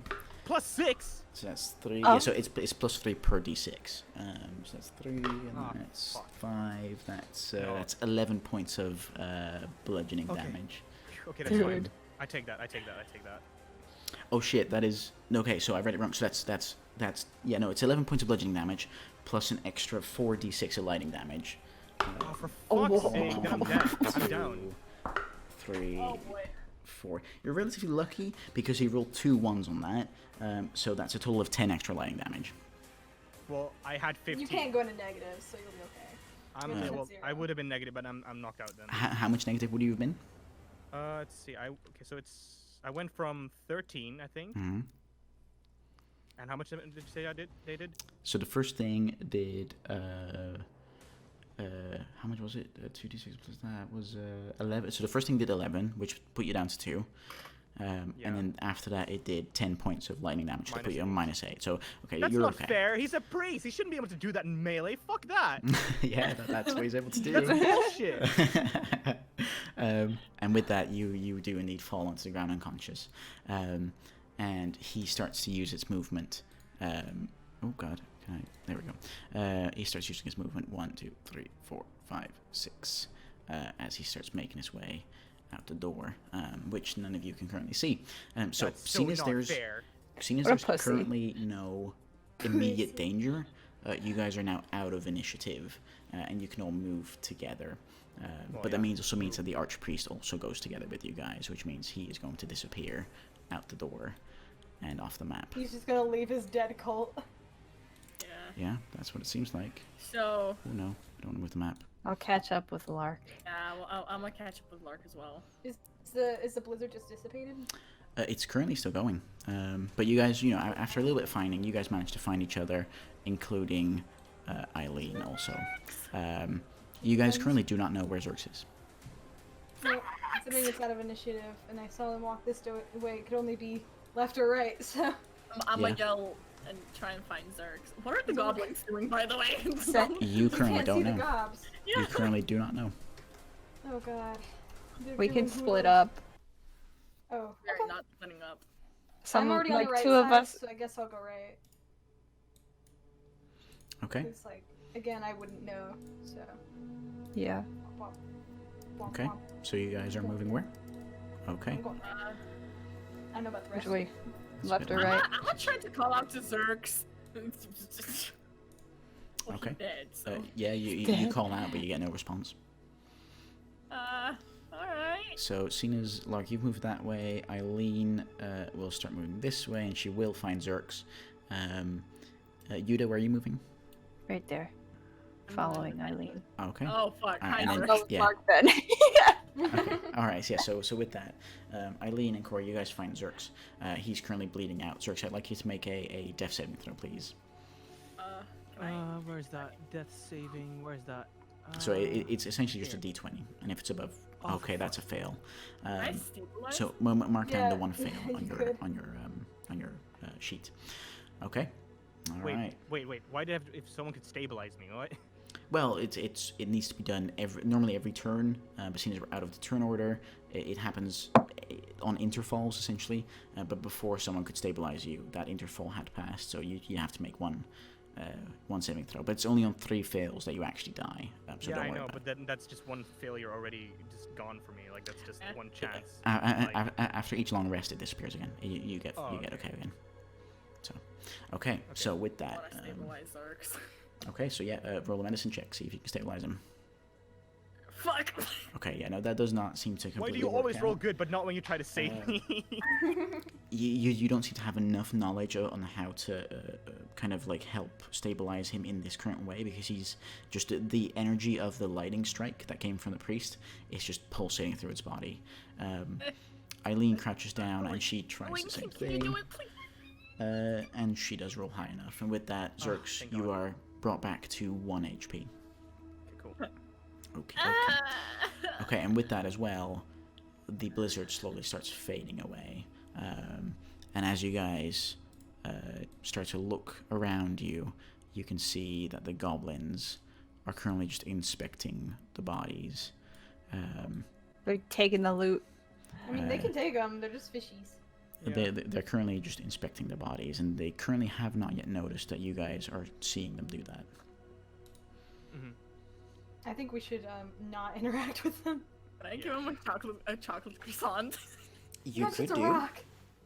It is pretty molded. It's a croissant. It's not a rock. It's stale, but it's not a rock. It'll be stale and molded, but yeah, it's possible. Like it's molded. Okay, no, never mind. All right. But there's chocolate in it. That'll also be molded. Fuck. I guess because there's no blizzard holding back, I'm gonna walk towards the rest of the group. Okay. All right. So all of you group up again. What are you doing? You have about roughly a minute until the goblins will notice you. Okay, Um, guys, we need to get out of here quickly. I mean, we kind of need to go through the goblins to kind of. We can go around them. We can see the other. We can see the other exit, right? The exit out of the town. Yeah, you could. Yeah. Yeah, I reckon we just do that. So I just like we need to get out of here ASAP. So like try to like struggle, like kind of keep my head straight, kind of wobbly. Dying. You know, I'm stabilized, but like I'm still like kind of dizzy because I just woke up from a fucking electrocuted fucking 20 hit points. What the fuck? That was so stupid. 20 hit points on a melee attack on a priest. 21. It's Fuck that. It was a 5th level priest. Oh shit. Yeah, that's the only reason why I was able to do so much magic. For fuck's sake. Yeah. No, Eileen, can you Um, pick up? Can you pick up the boy who's complaining? You know. I can walk. Eileen just looks over and says, "Well, sure I can." And just with one big scoop, she just scoops you up, Zerks. And she's kind of like cradling you like a baby. It's gonna be okay, Eileen, mister. It's fine. I can walk. It's Joe. I know you can, but I'll hold you. It's not a problem. Give Zerks a pat on the head. I give him a dirty look. Why do you give me a dirty look? Because that's my wife. Oh, right, yeah. Yeah, never mind. Yeah, I get it. Okay. I'm like, really, Eileen, really, I'm fine, really. All right, mister, if you say so. All right, well, I'll put you down. And she kind of grabs you with both on both shoulders, and she just like plants you back into the floor, kind of like type of way. She means it well. This is when you fake it, you're injured and say, "Carry me." Boy, do you make me want to. I can shoot you with the bow. Guys, let's I get got out a of here sword. quickly. We need to get out of here now. So No, with that, fuck, right. you guys start moving towards the exit. As you hear behind you, "Who are you? Introduce yourselves right now!" Ah, No. As the goblins I say hello to them. start moving in your direction. Whoa, Uh, hi. Hi, They're hello, speaking, hi. and they're Who are speaking you? common? Who? Yeah, they are speaking in common. Yeah. Also, just for reference, the pictures on the map are not actually how they're dressed. So they're currently they're pretty relatively well dressed. There's definitely some tear marks in the clothing, and there seems to be some cuts on some of them. They're pretty injured, but they are more humanly dressed than you would expect from normal goblins. They're classy goblins. Who are you? Who? Okay. name? Relax. We're just we saw the wreckage of the town, and we were looking for survivors. Yeah. Looking for loot, more like. That's what you guys were. No, we were Sure. looking for survivors actually. Cora, you really have no right to talk. You were Did you- about to steal did a you- fucking ring from a dead person. Did you find any survivors? Did you find any? Did you find any? I mean, No, you're the only except for survivors these that we fish people. kinda, you know, you're the only survivors except for the fish people that we kind of encountered. I mean, Killed. I'm they're, guessing they they're, work here. those fish people they're dead now. That was impressive, by the way. Good job. And then the goblin to the right of the one that's up front just kind of goes, Chaz, it's okay. Just put your club down. I think these people are okay. And that goblin walks forward to you guys. Have And a stale moldy croissant if you guys want it. she just like this female goblin just looks at you and just like she's like, no, thank you, no, it's all right, okay. And she puts her hand out and she says, my name's Ez. It's nice to meet you guys. Thank you for killing these fishy bastards. I put my hand out and I'm, hi, I'm Cora. Okay, and you guys shake hands and you've now met You're Ez the welcome. goblin. Say again, sorry. I just say you're welcome. It's what we do. We're adventurers, you know. Okay, and she looks at you and says, yeah. I mean, you guys sure do look like adventurers. You guys are looking pretty, pretty and I mean, mind my words, but pretty exotic, if I may say so. Thanks. It's kind of my whole shtick. That's literally in my fucking traits. True. And with that, she says, well, I mean, okay, well, look, listen. Thank you for saving our town. These Kuotoas, they've been harassing us for weeks now, probably. At some point, it was too much to bear, and some of the guards they got overwhelmed, and we didn't have anyone else to protect us, and so they started killing people just by the dozens, as you've probably seen. But you said you have found no survivors? Is that true? Oh, yeah. And she looks at you guys, and she seems to get quite sad on that note. And she says, well, I mean, in that case, it'd be just us left. Just this little group of goblins who were just working on the docks and managed to stay safe long enough. What was God. this place? What was this kind of place anyway? Before you say that, she turns around to Ches, the goblin male, and she says, Ches, our parents. And with that, Ches just says, I know, it's okay. And they hug. Oh. And it seems like they're brother and sister. Wait. So Zerx, what did you ask? All right. So what kind of place is this anyway? What kind of town is this? Who were here? So Ches looks at you and says, well, you see, I mean, it's just a simple port town, right? You just come here to stock up your ship, and then you leave again, right? You fuck right off, and that's okay. It makes us a good bit of money, and everyone was kind of welcome here. There was no bans on religions, no bans on races. Look, even us goblins, we were even accepted here, which means quite a few of us actually moved in here because we were accepted. We were just accepted as another person, rather than looked at as weird because of our skin or our teeth or simply because of the fact that we're goblins. And so we've been able to make a pretty good living here in Blood Moon Haven. And all of that was okay until just yesterday.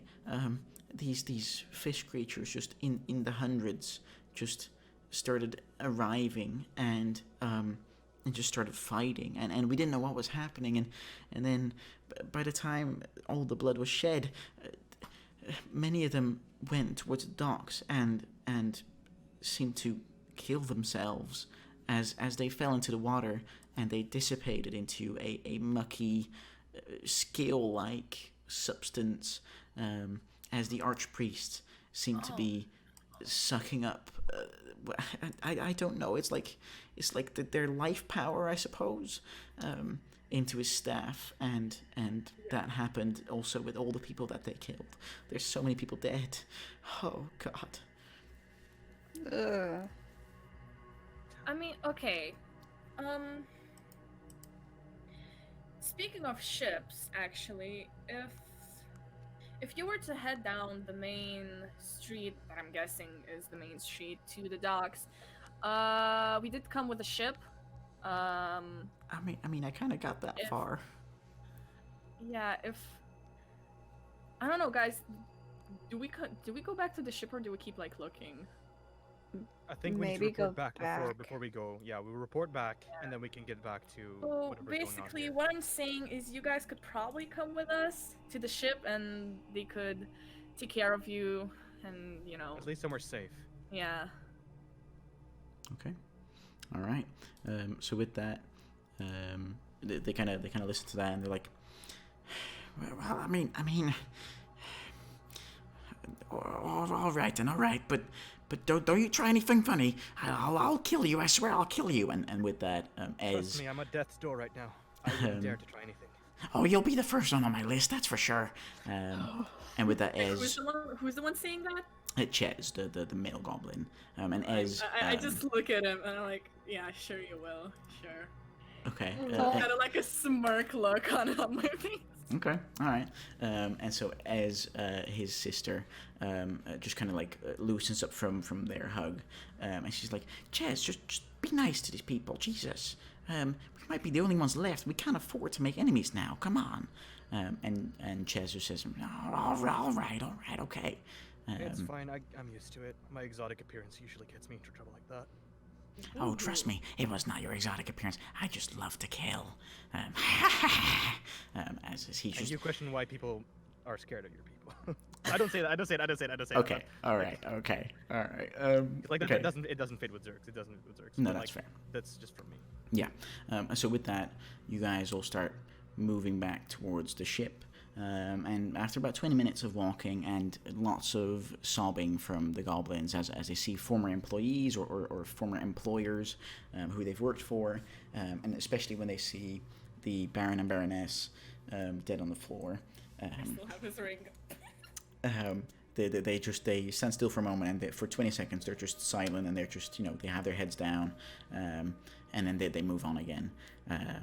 As it seemed like this was it was a open and free town, and everyone was accepted in a sense.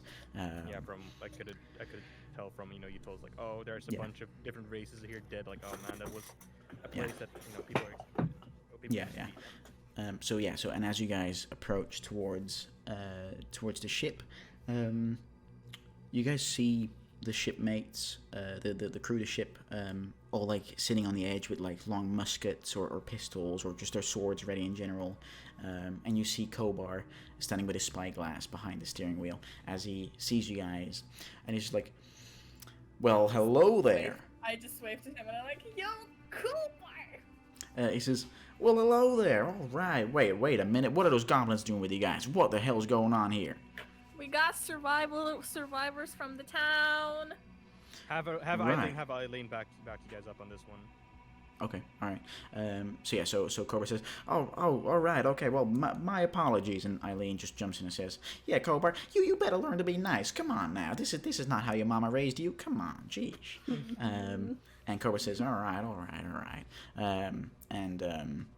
Cobra says, all right, well, come on board. And as soon as he does so, he jumps back down to the main deck, and he gives all the goblins a firm handshake as they all introduce themselves. That's where we'll leave off tonight's session. Also, we might get some medical help for Zerks. Well, Say yeah, we again. should take a long rest. Yeah, I mean, we'll presume for sake of next session, you guys will, in fact, take that long rest. Cool, cool. Can I just get rid of this fucking... Yes, you can. Yes, you can. All right, so that is another session where you guys had I quite love the how adventure. yet again in a fight, I did not take any damage. Yeah, Well, yeah, I'm- 'cause you can always like fucking attack from range. yeah, that is the perk It's of not a like she's ranger. a ranger or something. Yeah, Yeah. exactly. Like, oh wow. No fucking wonder.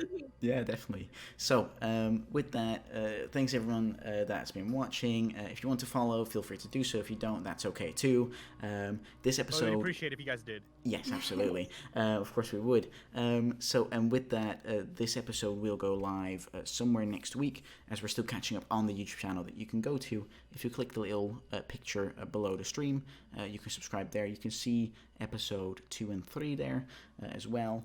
Episode 4 will hopefully go up either tomorrow or the day after.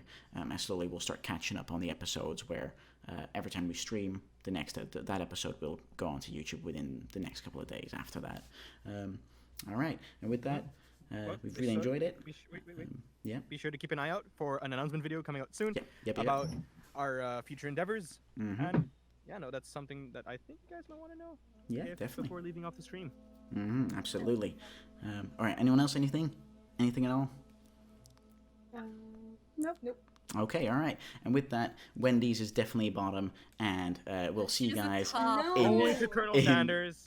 We'll see you guys in the next stream. All right. Goodbye, everyone. See ya. Bye. Bye.